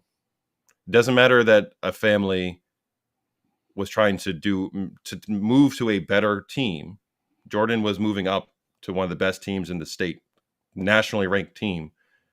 And you're going to hold a 13-year-old back over $107 so she can't start right away. They weren't telling me anything. It took me reaching out to say, hey, why hasn't the card been released? For them to tell me that we had to pay that extra fee. So it's just, and she was the 19th or 20th player on the roster. So it's not like she was leaving them hang high and dry and leaving them shorthanded. They already had a keeper. She was a surplus at this point. They've already gotten all their money paid out from everybody else on the roster. And this is how you decide to do business and treat people who have been loyal to your club and brought in other people to give you more money. Like, I spent a lot of time getting other girls to come join Elliot's team so she would have a roster, and telling people how good of an experience we've had. Guess what's happening now? I ain't saying shit about your club, and you have now made us completely second guess keeping Elliot within this group. So it's like it's maddening, and the landscape of youth soccer, I knew it was bad, obviously, because of the way U.S. from the leadership of U.S. soccer down, all the way down, yeah, all the way down. But man, like, the eyes have been opened to how some people decide to do business, and it's extremely frustrating. So, well, let's remind ourselves, this is Scouse business. This is how they do shit. Just to make the first dig. Yes. Yeah. But here's my question. After having those conversations with them, whether they were via email or via telephone or via text, they clearly stated that you would not have to pay any more accrued expenses or anything if she were to leave the club. When you asked for the card, that should have been the end of the contract. What are you going to do with $107 extra for a player who no longer plays for you? And didn't play a single league game, or she played 2 scrimmages for them. She never played in a sanctioned match for them. I rest my case. Like, this is the type of shit we deal with over here, guys. Now, we don't obviously know what it's really like over there, but it's another stain on the game here stateside. And especially now that we're putting it out there in the open for people to hear, you know, it's funny how people do business or do things and don't realize who. And I'm not saying that we're fucking big dogs or anything like that, but it's no different than any other business. One person tells another person tells 2 other people, 2 people tell 4 other people, and the tree spreads. Eventually, Liverpool's name in this area will go down the trash hole. I have no qualms about telling people because- how my experience has been. So I'm already telling parents that are already in the club with their kids my personal experience and where my head's at. So it's already getting around to folks who are in the club. So you're 100% right on the word of mouth piece. Yes, Steve Yeah. said the exact same thing. Yes. It's people don't think people talk. And let's bring this into perspective. Maryland is one of the smallest states in the union. Okay? We all will eventually, if not already, kind of know each other because the community, we're vast, especially for the size of the state, is still relatively small. Youth soccer community is very small in this area. It's very, very small. And that, honestly, that for us, that goes into a quad state tie-in. It's between Virginia, DC, Maryland, and the Panhandle of West Virginia, because there are teams coming out of there, and they're actually pretty decent. There are teams that are coming out of there that are all a part of these leagues, and the word will get out. The word will get out fast. As soon as you tell a parent or 2 parents, they're gonna tell. It's like I said, it's gonna spread like wildfire. It's gonna spread like a cancer. And they're trying to grow the close up shop. And what's crazy is they got 2 locations in this area. 2. There's one in DC, one near me, and then there's one like way out in fucking Western Maryland. Well, and then so there's 3 technically within the state. Well, DC kind of counts. It's in your part of the. Yeah, they practice like in Maryland, even though it's DC. They put it on your side of the river. I have made it very clear to the people that I talk to who have girls in the club how I felt about my experience with these folks. That will then spread because they're still trying to grow the girls side of the club. Nobody puts. Yeah, I'm giving Joe the spotlight right now, man. Yeah, I'm giving Joe the spotlight. It's just the good thing is I sent a very strongly worded but business-like email saying how unhappy I was about it. I paid my fee. The very next day, her card was approved and sent, and she's all squared away. She will be starting. She's been practicing with the new squad. Game this weekend, she'll get to play her first one with the new team, the much better team, top team. Like they won states in this time last year in Maryland. They go to national tournaments. Like she's going to get great exposure here. So the fact that they were holding up, again, like I said earlier, a 13-year-old development and progress over a very small amount of money in the end of it shows the quality. So it's just more. Couldn't agree. I'm really sorry that this has happened to you in the way that it has, because in the past weeks where we have talked about it, it seemed like a very copacetic situation. Like everybody understood, terms were agreed upon, things were going to move forward. They understand that there was a better opportunity out there. And yes, actually, funny enough, somebody asked, or I think it was Steve that said something about Man United. There was a Man United team. Funny enough, the ending of their team is United. So the There ending is a part of the Maryland name. United. There is a Maryland United in our area that is much like Manchester United in the way they do business and handle Yeah. things, and the reputation is real shit, Yeah, which is hilarious. So, it is. but all that is dead. We've moved past it. We're fully engaged with the new squad. Everything's behind us at this point. But it's just that popped up Tuesday of this past week, and just it's been a crazy journey over the last 3 months in the youth soccer world. My daughter was with a team for a very long period of time, and for everything to get kind of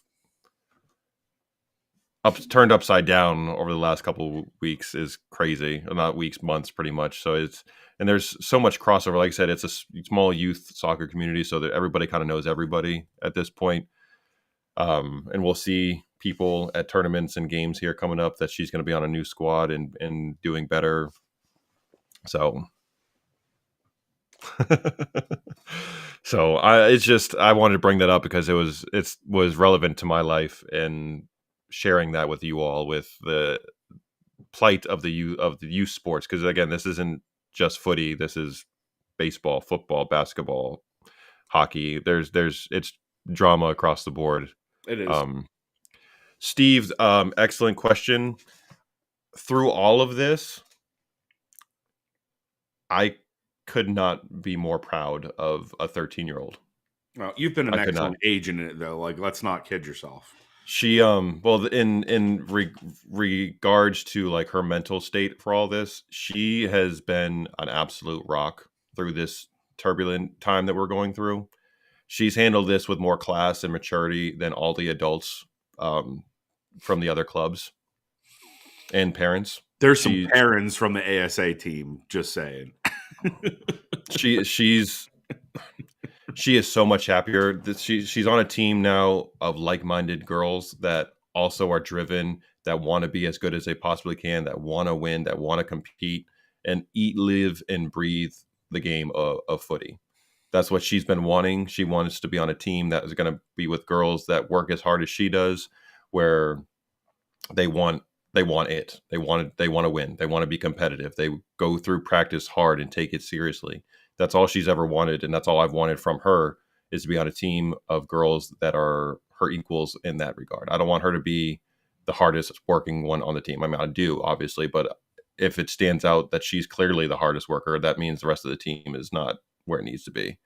So I'm just through the moon proud of her hard work. The good stuff came to a good person in her. She's a fantastic human being, and through all this crazy shit, she's come out on the better side. She's on one of the best teams that she could possibly be on. That's going to help set her up to get to where she wants to be, which is to play college ball and play soccer in college. And this new team is going to get her to where she wants to be, along with her awesome personality and work ethic. So I'm thank you for asking that, Steve. I appreciate that, man. Like I said, I couldn't be more proud of her throughout this craziness that's gone down.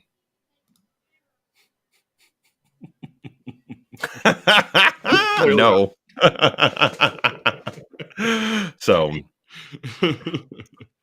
this was a rare weekend where neither one of them played any games or had any games, so we got to actually relax this weekend. Steph and I went to a DC United MLS game last night, and then sat and watched the City game today, and and I got to watch live. I didn't have to watch like behind the rewatch or replay before this. So it was a very rare non-girls footy weekend for us. Wild. That ain't gonna happen again for like 2 months probably, though. Dude, totally wild. Yeah. How come I'm just finding out about this? About what? You dick. About what? Your free weekend. Oh. Well, I didn't want to bug you because you just had your procedure and everything. I did have surgery. I did again, but fuck you.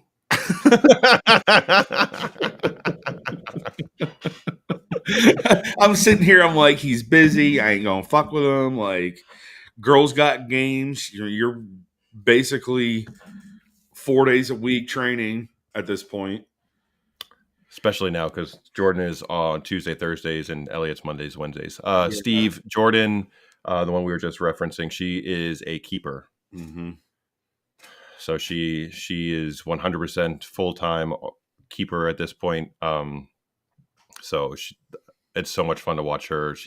We were on the phone with a recruiting agency on Friday night, and the guy asked her what she likes about being a keeper, and she said she likes shouldering the responsibility of keeping goals out for her team and putting the team above her. I was like, dude, Look at that! Look at that flow sentence right there. Good girl, love it.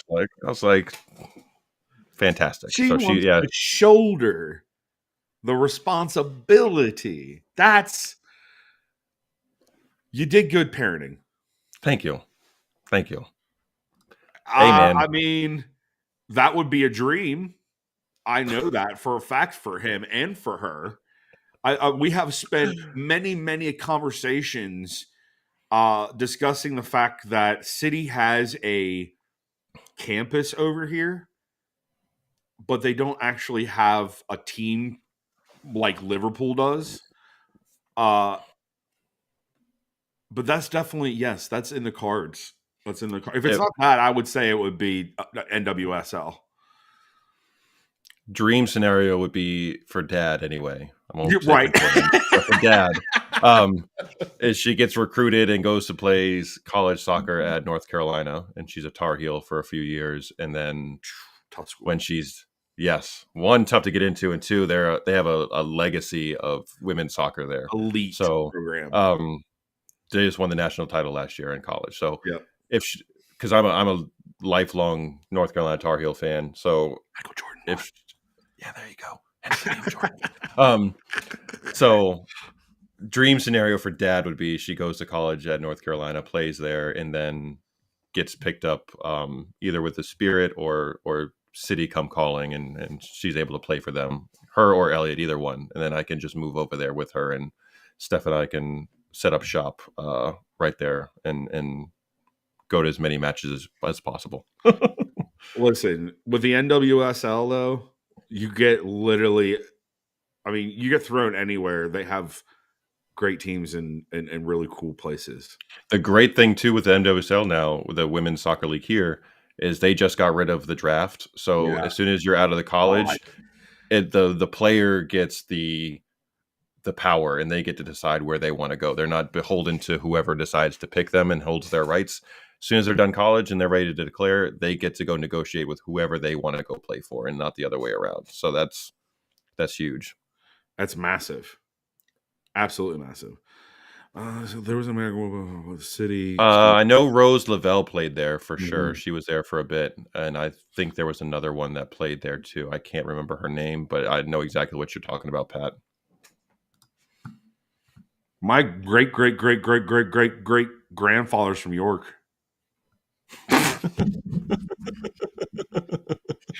Can my kid come play over there? A goalkeeper. Now I'm gonna have to go look it up. No, Colby would come with. Jordan would be making enough money where we could bring some folks with us. If that were to happen, I'm also bringing my kid. Exactly. We're gonna get him in the academy. He's gonna play there too. Oh man, yeah. So, well, thank you all for listening to my stories on youth soccer and my kids' situation. Appreciate y'all. I have to say, in our talks about the clubs and stuff like that, I feel very fortunate for the club that I have Aiden in. As far as his development and stuff goes, I feel like there might be a ceiling for him at some point, but the love and loyalty and attention that they show to players and even parents alike is something that I never expected into this game. You have known my experience with how the game has been over here. I mean, on your own terms, but even just from words I've said, of how the game is over here and how it's part of our namesake. There's a lot of overprivileged douche canoes that are in this sport. And I'm not going to lie and say that I didn't wholly expect that going into the Alliance Club. Mm-hmm. Having gotten to know his coach a little bit better, knowing his background and all that stuff, this man loves the game the way that Pep loves the game. He'll never say it, but he does. And he's also a part of the board for that club. So he oversees and all that stuff that goes on with the club. And even in my years of playing sports, I've never felt the amount of trust I have in the people that are showing him the game. And not only that, but showing these parents what the game really is. Mm-hmm. It's not just, let us talk to your fucking kids, whatever, and you get no say in it. Like all of us parents know at this point that if the coach is yelling at you, there's probably a reason why, and it's not just like, oh my god, don't yell It's at not a my power trip. kid. It's not exactly. There's merit in involving the parents, but also knowing where the defining line is, and There's a line. help. Yep, there's boundaries. They really help create that boundary in a good way, not in a negative way, not in a you can't cross over this line, let me beat my chest. It's like, hey, listen, they're not going to evolve as people if you don't give them a bit of autonomy and allow me to do my job. Mm-hmm. You sitting on the sidelines telling them something different than what I'm telling them is not helping them progress. Let me do my job.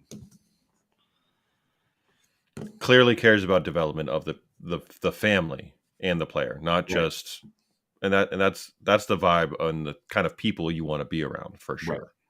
The one thing I don't like that U.S. Soccer has done this year for our youth is the fact that we are no longer to say anything to refs. That is a direct violation of our First Amendment. I do not care for it. I think that is a commie move by U.S. Soccer. And I hope, and it's not to say that there aren't some parents out there that are like extremely extra and say the absolute wrong thing. But for the vast majority of us, we know how to contain ourselves and say the right things instead of causing problems for our kids, because that is exactly what happens. And I get it to a point, but there's also these kids who are coming in and reffing this game that are anywhere between the ages of 15 and 18 and don't really care about teaching the game. What they care about is getting a paycheck to take home to their mommy. Yep. And 100%. that does not help the game move forward well over here, because it becomes a bias towards the officiating. It becomes a bias towards this, that, the other. It's absolute shit. Not at all. Very different. Maybe some in some part, but not really at all. When I talk to parents, we have a friend. He has a mobile barbershop over in Astley and in Manchester, Barber Docs. Shout out Will. His boy is playing, and I've asked some questions because I just want to know. The size pitches that we play on are night and day different. Over here, we play on a gradually elevated pitch. And by that, I mean, when you're playing 5v5, 7v7, 9v9, you're on a different size pitch than an 11v11. Very much smaller, literally half. From over there, from what I understand, what Will said and a couple of other people said, kids are playing on full size from the jump. And I think that makes an epic difference because it helps the players understand where they need to be positionally, where versus over here, when you put them into a smaller pitch, they tend to gang up around the ball, or what I like to call amoeba ball, because all of them are just literally trying to kick it, and it's in the center of everybody. And there's no positional play whatsoever. From the jump over there, y'all are learning the same positions from the time they're 5, 6, 7, all the way on. Yeah. Here, every 2 years, you're having to learn a new formation and a new number of players on the pitch. So you're not only are you trying to learn the skills to go to make yourself a better individual player, you're also forced to learn new positions that aren't necessarily going to carry over to the big pitch when you get to 11v11 when you're 12. Right. So you every 2 years you're going from 7v7 to 9v9. Then you're 2 years in 9v9 where formation's different, size of the pitch is different, the goal is a different size. So you're trying to learn all these skills. You're trying to refine your first touch. You're trying to, grow your soccer IQ, your footy IQ, but you're also being forced to learn different size pitches, new formations, on top of all of these things that you're throwing at the kids skill wise. So it's just it's tough. There's this one particular rule that me and Joe have spoken about ad nauseum, and it's called the build out line. Now, I thought I said a couple weeks ago in talking in our personal conversations, I thought I had, and I think I have still. I've discovered why the build out line is there, but essentially what the build out line is it's a line that's maybe, I don't know, we'll say like 7 or 8 yards from the halfway line. That attacking players are allowed to go up to, right? That means they can get in behind a defender and cherry pick, basically. It's a stupid fucking rule because it doesn't really help with anything, especially the formation of the said offside line. It doesn't help them understand that whatsoever. Now, the contradiction I made and how I was starting to understand it in a better light was the fact that it's giving the goalkeeper and the people who are behind the build-out line after a shot attempt that they are given the proper amount of room in order to start play again. I still don't think that it really helps that so much because as soon as you kick the ball out to any one of your defensive backs, they're allowed to attack, and it leaves a lot of, depending on where they are in the box and how big the box actually is, that gives them the opportunity more so to intercept and go for a goal if they're pressing, if the opposite team is pressing. So it's give and take, but ultimately the build out line is something that you guys, from what I understand, do not have. And you guys actually teach what offsides is, where they don't really teach that up until the 9v9, 11v11 time, or age slots. Yeah, the build-out line is only for 7v7 footy, so that's like U9, U10. And then it goes away. Then it's no longer a thing. So it's useless. So it's like you taught them what? And what people do over here is exploit. They look for every little way that they can exploit this rule. And what they do is they just line up 4 of their players at the build-out line, and as soon as the ball's kicked, they just bum rush and usually it's just a keeper, and then your 2 defenders are back there. So you have 4 people rushing 3 of them. And unless you have a center back there that is calm and composed and can also then play a ball and split the line, you're just inviting a shitload of pressure onto these kids with no real options to play to. Yep. Because you just have 4 people run. So people just look for ways to exploit the rule, and it doesn't actually teach the kids how to play the game properly. I would say half and half. Some coaches are trying to teach it appropriately, but there are quite a few that exploit it and just use it to win the game, and at the detriment of developing their players into actual soccer players and not just somebody who can score a goal. So at the beginning of my son's season, we actually had to endure that, and it was by way of Borussia Dortmund's satellite club over here. The ref was also about 13 years old. He wasn't really watching anything, but suffice it to say, they beat us on the fact that they knew, and we didn't play that way, but they knew that their attacker could get behind the defenders and it not be penalized, therefore giving them wide open breaks and easy 1v1 chances to score. It's kind of sick because, just like Joe said, you're not really teaching the game at that point. What you're doing is you're teaching people how to cheat. And yes, there is a part of the game where you have to be that, where you have to be a drama queen, or you have to learn how to find loopholes or take advantage of the rules in order to win. But you have to be a pretty low club to even stoop to that level, anyways. So I don't know, man. I think for the question in whole, as it compares to Europe, we are still miles behind where you guys are. And exactly. It's very, very important that you teach and you stay consistent in teaching those things. It not be well, we're going to do this for this period of time and then we're just going to go away. What did you teach in that moment? What was it worth? What knowledge did they gain moving forward by you doing that and then taking it away when it didn't matter to begin with? Pat, that goes hand in hand with what Steve said about coaching has such an impact, whether it's good or not, and make or breaks the experience. Early on, when they're little, if you can get with a coach who's actually a licensed coach early on and ride with them for a while, who actually knows what they're doing, light years difference than whether or not you get put on a team that has a parent coach who's just there because they need an adult that doesn't know the game, doesn't know how to teach it, and is just going off of whatever pamphlet that they found on the internet.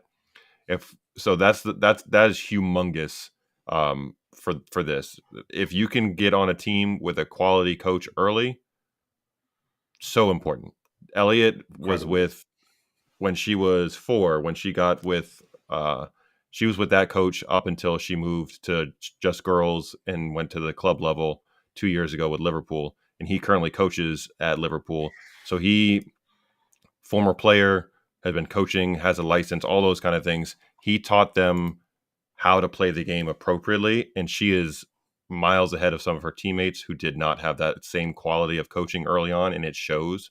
So getting in with a coach who's going to teach those fundamentals early on and teach them the game when they're little, when they're like sponges and absorbing information like crazy, it is so important. And we just don't have,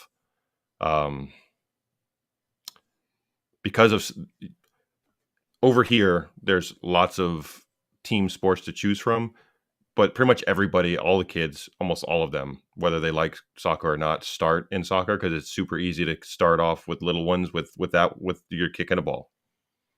Right. All kids do that. So everybody starts with it, which means there's so many teams that there's just not enough qualified adults to actually coach every team that's around.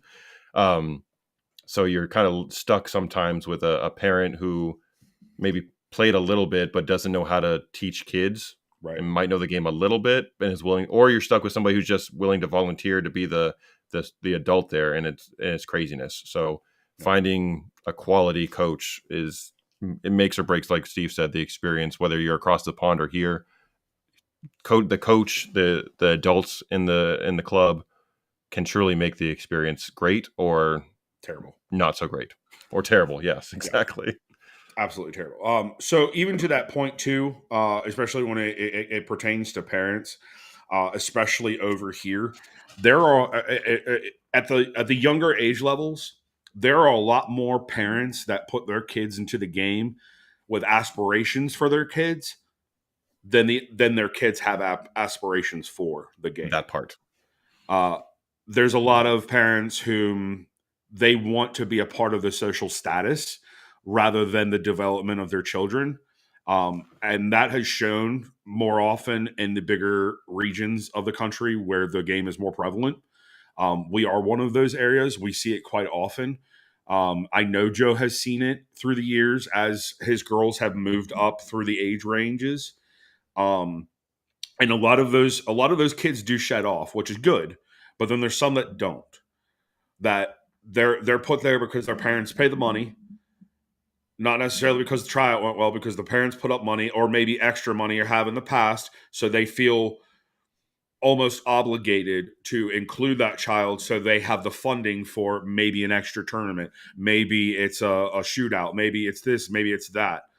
And those kids don't give the same energy as the ones who chose to be there rather than the ones who were forcibly there. That happens really in all sports, but I have seen it the most within this one. The parents want it more than their kid sometimes, and then they are playing on a highly competitive team, even though their kid doesn't want to be in a highly competitive environment.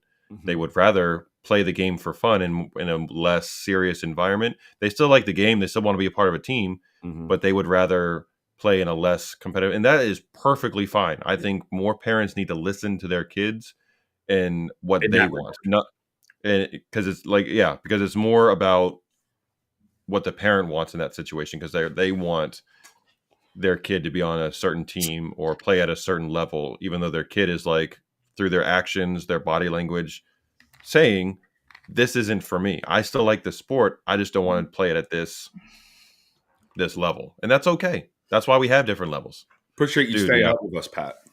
Yeah. Thank you I for hope he coming in and getting in the chat with us and talking with us, making your presence known. We really do appreciate everybody who comes in here. Unless you're trying to fucking be a little douchebag, then we might. We've had some of those, and we put them in their place pretty. We have put them in their place pretty well. But we really appreciate you sticking it out and hanging around. We know that there's a time difference between here and there. Had I known that Mr. Joe was sitting around doing fuck all today, we might have been on it like 3. Well, we were also doing spring cleaning after the match too. See, okay. Now we're getting. We didn't just spectrum. We didn't just sit on our tushies. We rearranged Elliot's room, and we have a VVA pickup. Well, the Vietnam Veterans Association, they're coming to pick up a bunch of our donations tomorrow, so we had to get all of that stuff packed up and ready to go. That's fine. I get it. I did the same thing this weekend. If we're being honest, I did the same thing this weekend. I actually rearranged Aiden's room. We got out all the shit that was underneath of his bed. Yep, we did the same thing. Yep. Took some stuff to the Blue Ridge Hospice and gave it away. And then I put up...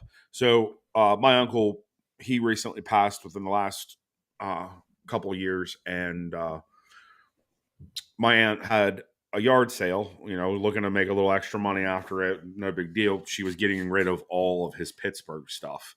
And I was like... That's not going to anybody else. That stays in the family. So me and Meg put up Aiden's room full of Steelers, Penguins, Pirates. Oh yeah. I'm actually jealous.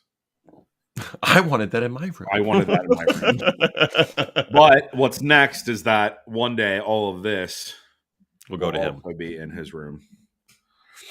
But yeah. So Steve, we love you too. You didn't get the drift. We're focusing on Pat in his comment at the time. That's all. Steve, you're in here all the time, man. How many times have we thanked you for being here? Fuck's sake. I can't be arsed that Steve is here.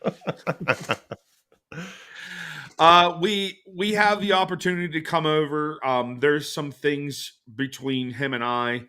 As far as promises we have made to our families as to how we will come over and see Manchester.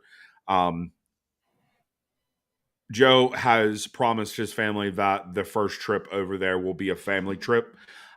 So our first trips over there will be separate. But we will be coming over there at some point in the next couple of years together. For me, my partner, she wanted me to come over and experience stuff because I hate to say this, but what we see on the news here, and I know we're going to get pointed at for us having guns, but the knifings are an issue, and I feel more comfortable coming over there knowing that I can take on somebody and not feel that scared about it, but to have to protect my family on top of it, that's not a good first experience to have somewhere abroad. So I'm going to stick it out first. I hate to tell you this, buddy, but I think me and Stu might go over together. That is okay. Okay. I would rather you go with someone than go alone. So, well, and it's not like we don't have people over there, man. We got Sir J.O. who is chomping at the bit for us to come over. A traveling buddy is much better when you're going through the whole thing from the Sure. start and not just meeting up with folks. So Sure. I mean, in all fairness, I know I'll be fine. I know I'll be yeah, fine. yeah. But in all fairness, I mean, for somebody whom has been flying their whole life, and has flown by themselves multiple times going to somewhere, that's not even what I could do it on my own and feel just as competent or okay to do so. Hmm.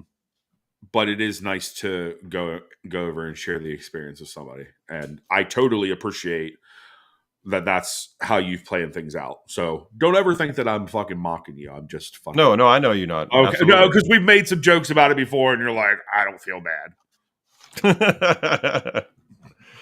Yeah. Well, that I would love to go as soon as possible, but with the girls playing Schedule. such high level now, Yeah. I mean, Jordan's going to be going to probably 2 like destination type Same thing with guns. truth. It she's probably going to be going to at least 2 like Showcases. showcase type tournaments like in Arizona or Texas or Florida a year. So dad's going to have to put away some funds for flights for her and I to go with the team to these destination type things. And as Elliot continues to progress in her career too, she's going to be doing more. So it's like,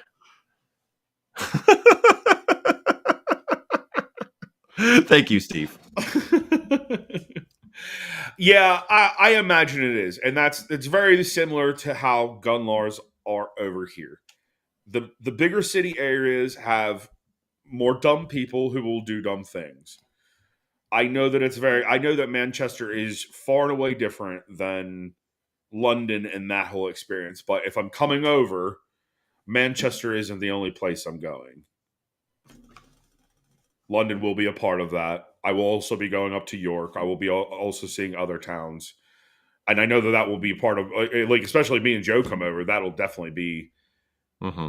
in the repertoire. I would like to, once we're good and stable in life and the kids are a little bit older, for us to take a trip over and actually do like a full week and Mm-hmm. really take in the sights, because we know that there's so much to the history and the geography of England that it's very similar, honestly, to where we live currently. So it would almost kind of feel like home, but also in the same respect, we're seeing kind of where our roots come from. My roots specifically, I don't know Joe's entire ethnic background. I know he's German as fuck, super tall, blue eyes. No, you lie.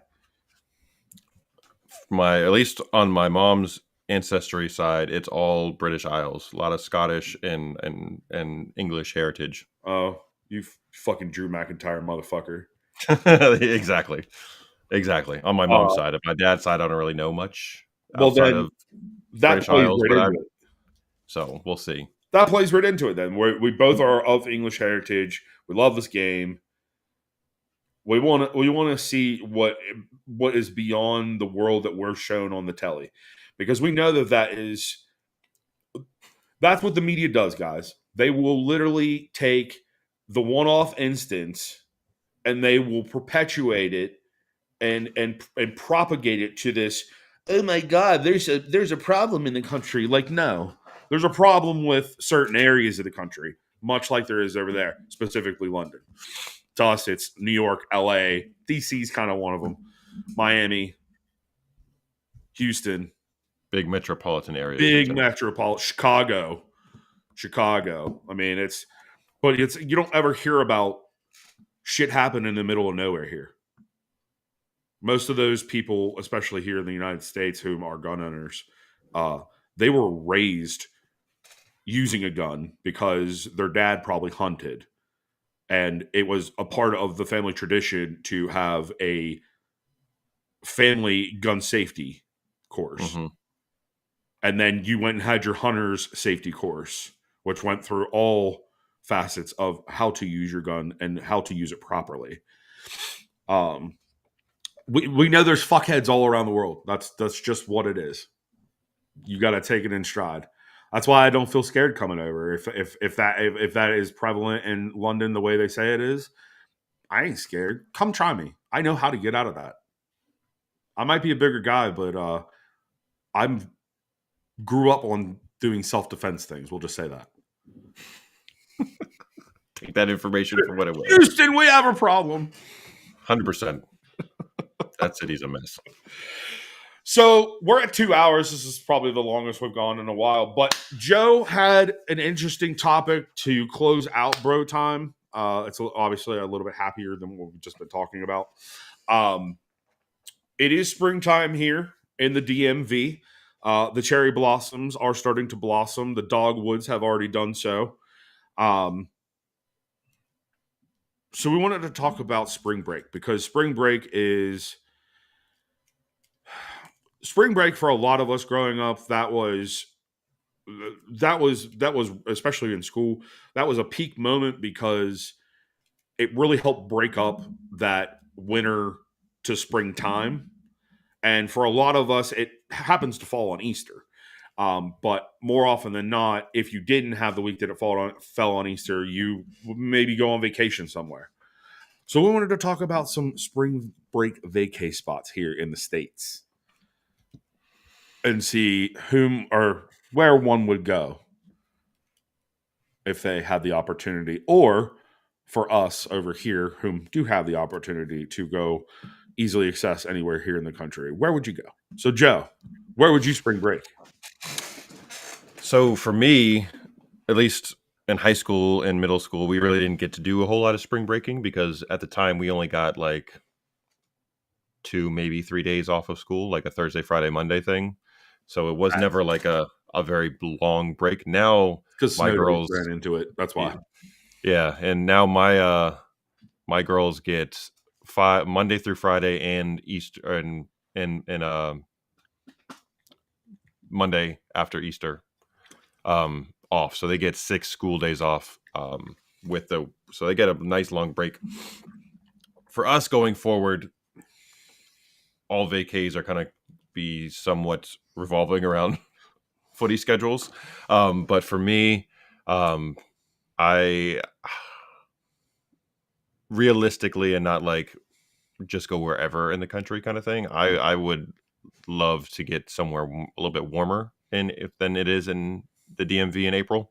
Mm-hmm. So high on my list right now is a place we haven't been yet, but I'd like to go down to Myrtle Beach and experience that portion. We did last summer. We went and did the Outer Banks in North Carolina, but I would very much like to go check out Myrtle Beach and see what it's like down in that area and check it out and enjoy the beach. And it seems like there's a lot of outdoor activities to do down there also. That would be really nice to take the girls to. Can I make a prescription for you? When you Absolutely. Go to Myrtle Beach, right? It's good. It's a little bit more family oriented now than it has been in past. They're typically known for Bike Week, which is a massive thing in the United States. For those of you whom don't know, they literally take up a whole week, and all they do is all the bikers, right? All the bikers from everywhere, especially on the East Coast, will fill up the town, and it becomes rather hedonistic. We'll just say that. Not family friendly. If you're going to stay there, my suggestion to you is to stay in North Myrtle and do not stay in Central Myrtle, downtown Myrtle. You will hate yourself. It will not be, you will not get the experience you want. Mm-hmm. I have been down to Myrtle Beach many a time. My first time, I was like 15. I went with a friend, and it was during spring break, funny enough. And they had, no, I wasn't 15. I was like 13. They had this one kids club that you could go to. That was literally the only fun thing we could do that whole fucking time. Because we were like too old for the little kid stuff.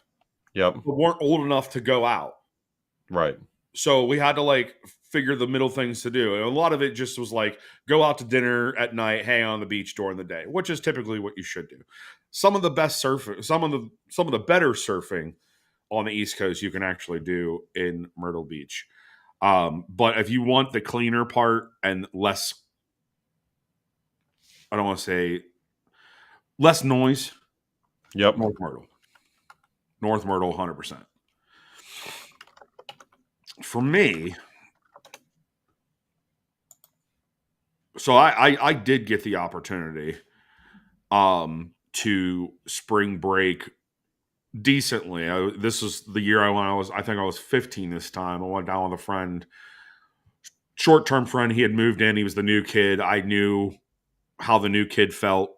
So I was like, I befriended him, and his parents ended up asking me to go down to this place just north of Tampa called Indian Rocks Beach. And let me tell you, that was the best fucking spring break. Better than spring breaks that I had when I was an adult. Mm-hmm. We stayed in this townhouse style beach house, right? Own balcony, 3 floors, right on the beach. And coincidentally enough, this kid had a cousin who went to Tampa University.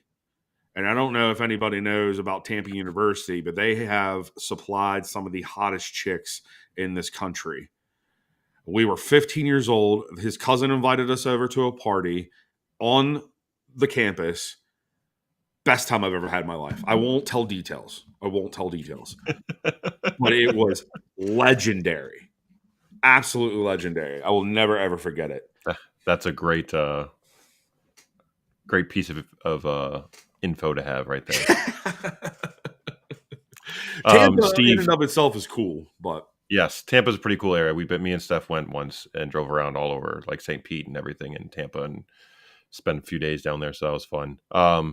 My parents' retirement home is pretty much in the woods on an apple farm in Pennsylvania. So there's literally, you can't see any other houses in their space. It's not a log cabin, but it is a kind of a retreat into no man's land where there isn't a bunch of other people around, and you can kind of just go and be silent with nature. And they have woods to walk through or drive the buggy around in. So, and then up in Maine, growing up, oftentimes we didn't call they weren't like log cabins. It was just up to camp, and it was like a small building on a lake in the middle of the woods kind of thing. So log cabins in the woods, huge part of childhood growing up in Maine. And I love that my parents now have that for their retirement home now. So don't get up there as often as I would like to, because it's not a far away. It's about an hour and a half drive. But again, with spring and fall seasons, with the girls' schedules and everything, it's very difficult to get a weekend away just to go up and hang out.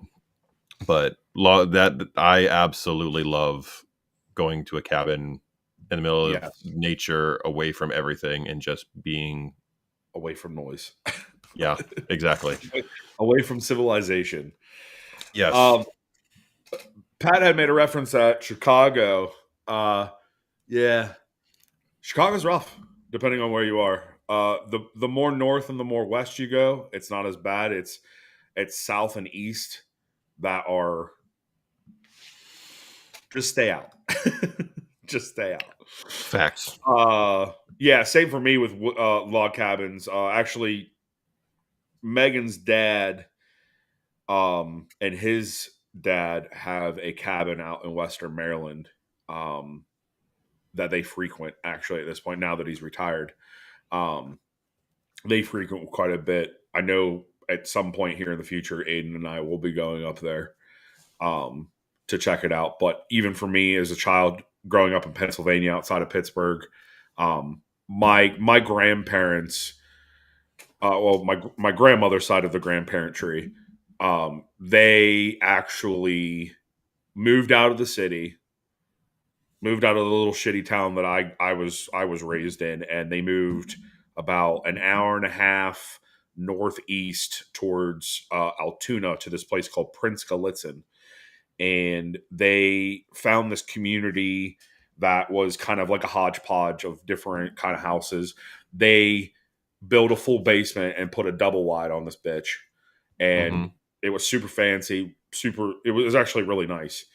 And that's what we would do, like to go and have our getaway is go visit them because they had so many bedrooms and like they actually fitted the place out a little bit to have all the grandkids up there. Like my grandfather put a pool table down in the basement.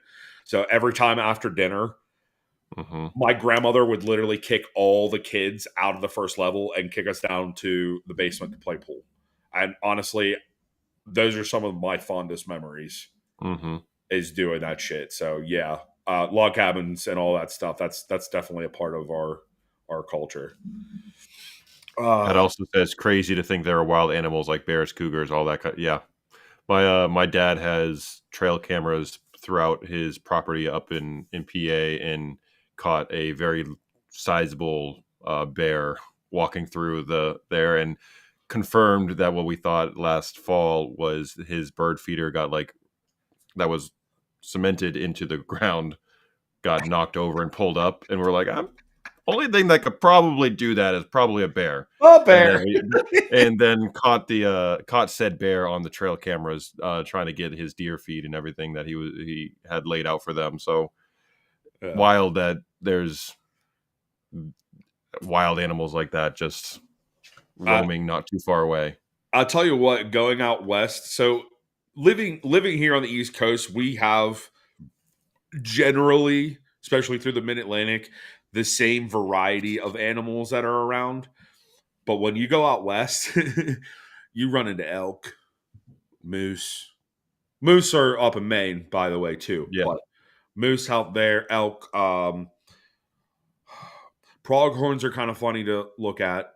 You also deal with bison here and there. Not obviously not like it was back like 200 years ago. We fucking slaughtered them all, which was dumb. Sorry, that was a little tangent there. What other big animals, big game is out west? Mountain lions. We have mountain lions here though. They're just a little bit different. The wolves are a lot worse. Bigfoot, Sasquatch. Yeah. He definitely is out there as well.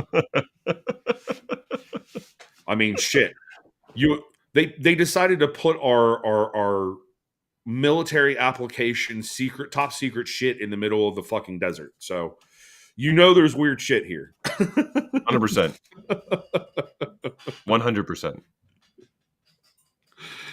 100%. Maybe some destinations you would like to go to aside from here on the East Coast for spring break before we kick the bucket on this episode. Outside of like the East Coast? Yeah. I know we all would love to. We were just watching one of the, I think it was on Peacock, the one narrated the national, not Nat Geographic, but it was one of those nature shows. Doing? No, Tom Hanks. Tom Hanks was okay. And we would love to go take like a week and go to like Yellowstone or Yosemite and just go see all of the animals and see those national parks out there. That's very high on the list. We were watching the one that was based around that, and we were there you go. We all would love to go see the natural beauty of the Midwest, or the not the Midwest, a little farther towards the West. So we're the Rockies at that point. Yeah. So the Rockies are truly the Americas. Yes, Chad. Yes, that's it. That's it. Fantastic. We watched 3 or 4 episodes. It's phenomenal. Yeah, it is a good watch. It is a good watch. I can't really say. I can't give you a me. You've been a lot more places than I have, so I've been to almost all 50 states. At this point, yeah, it's me getting out of the country. I would like to see the Caribbean. I've done Canada. I've done Mexico. I'm good. I'm good until Canada becomes a part of the United States. Right. Jokes. Jokes. Yeah, I would like to. I would like to go down to some of the British Virgin Isles, some of our Virgin Isles. I want to see Jamaica.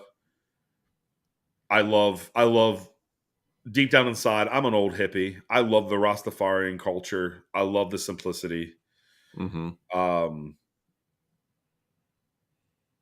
what else? What That's anything where there's a slow pace of life, man. Like slow pace of life. Yeah, that tends to I love be that. my bread and butter. I can do that. I used to be the guy that was like city life and got to move fast, get things done, and I'm still like that. But that's also because I have ADHD that's undiagnosed, so that's a whole other thing. uh, yeah, that's all right. I'm not worried about virgins. I don't have to pull a blade out of my sheath and spill blood. If you know what movie that's from, you just earned brownie points. But yeah, where do we want to visit in the UK? Not city related, maybe a breakaway. Um, like I said, York, just for family heritage. I would like to get up to Scotland. That's And huge. all That's that huge on stuff. my list because my mom's father, so my grandfather, we can trace our family line back to a specific clan up in Scotland. Um, my great grandfather before Are he you actually passed, royalty? um, did like the whole lineage and had like a whole everything. So we found like which clan we were a part of and what part. So I definitely want to go experience Scotland because it's a big part of my connection with my grandfather, my great grandfather, and um, I definitely want to explore that area a lot more. So Yeah. I beaches on the also, south coast too. Chad just said beaches on the south coast, and yeah, I that's another place that I would like to go because I really like the cliffs and all that stuff. hell yeah. But I also like all the little beach towns. Like I got a friend of mine who lives in Exeter. Well, not Exeter. There's a little town just south of Exeter that's on the coast. I can't remember. It ends with a myth. Um, but I would like to go down there. Exmouth. Exmouth.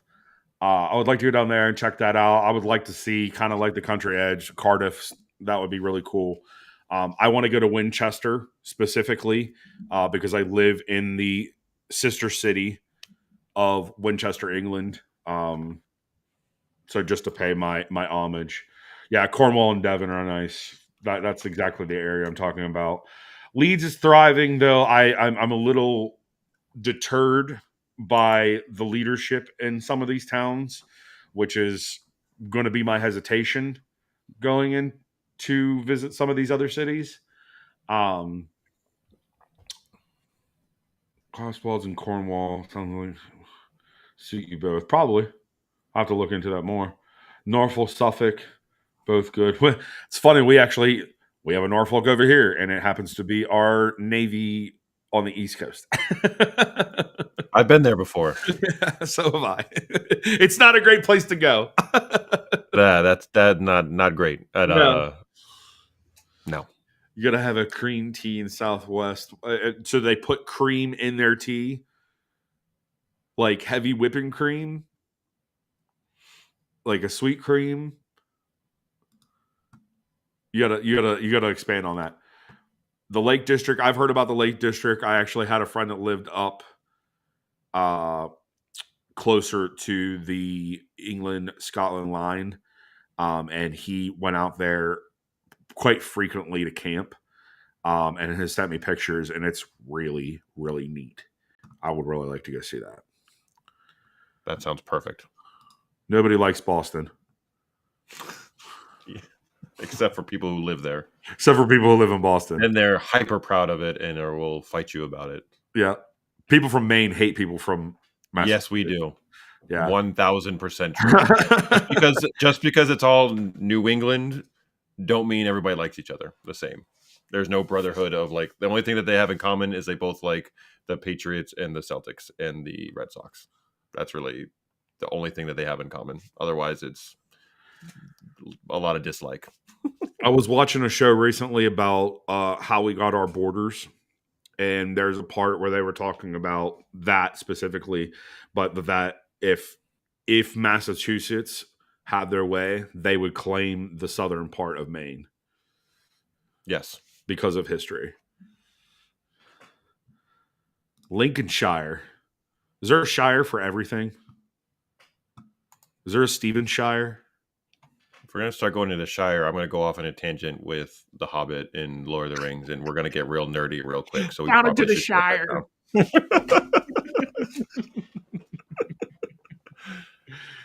that This is like a Joe Rogan podcast. We're getting there. almost at 2.5. We're at almost 2.5 hours. You guys are up late as fuck. Right? God bless you all. God bless you for 9:25 p.m. is late for me now that I'm getting older. Man. I'm let ready alone, let alone 2:30 a.m. for y'all. Right. I'm ready to go put my chill shorts on and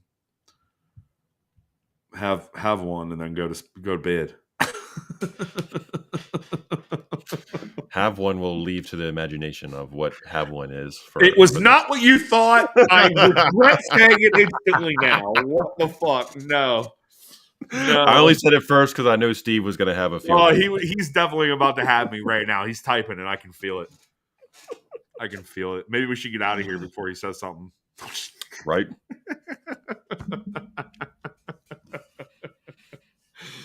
But no, well, it is probably that time we do wrap it up. Any hoozy, yeah, Boston and New York, town and village in Lincolnshire, where you're New York and Boston name. Of course, everything over here has his name.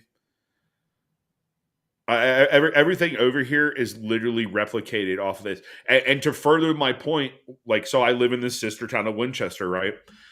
Every single street name downtown is a town over in England. Mm-hmm. You know how they would pronounce Leicester because they are so stupid over here? Leicester. Oh, Lord. Yeah, dude. That's awful. Ah! That is abysmal. I'm embarrassed for them. People still do it to this day. And I'm like, do you not know anything? Clearly. Jeez, that's terrible. I mean, there are strange names. I'm pretty sure you guys have a town named Blue Balls. No, I'm sorry. That's in Pennsylvania. Hey, Pat, thanks for coming in and hanging out with us. We appreciate you. We will be back next Sunday, so come have a ball with us. It will be our 100th episode, so come check in. 100. Whew. Yeah. So speaking of 100, like we've said in episodes past, we got some big news. I hope you all are prepared for it. But it will come with some unveiling of things as well. So please be here. Please be ready to listen. Because it's going to be something. So That's a fact. that is a fact. So until next Sunday, where we'll be actually reviewing the Leicester matchup well after the fact, I'm going to leave you with a little tune before we go. And it should feel spot on for the moment. So Not only Leicester, but also a derby on Sunday. that's not on the calendar. We play Manchester United in the Oh, league shit. on Sunday. I didn't scroll down. We're in April now. Fuck. All right, so we're doing a double review of United, Yes. and so it'll be a extra long episode. Extra Yes. long. We're gonna cover both the games and some other stuff. So And some other stuff. it's gonna be a fun one.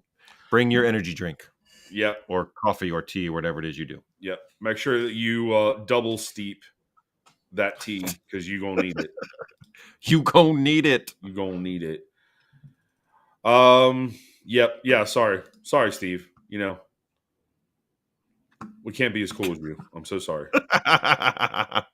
Nobody's as cool as Steve. Nobody's as cool as Steve. Yeah. Till we see you again. Shit. I did it again, Joe. I did it again. I'm gonna have to go back. What'd you do? Oh, okay, that fades. That's good. Return is good. The return button is good. It's good. It's good. It's very good. All right, guys. Till Sunday. Check out. Here you go.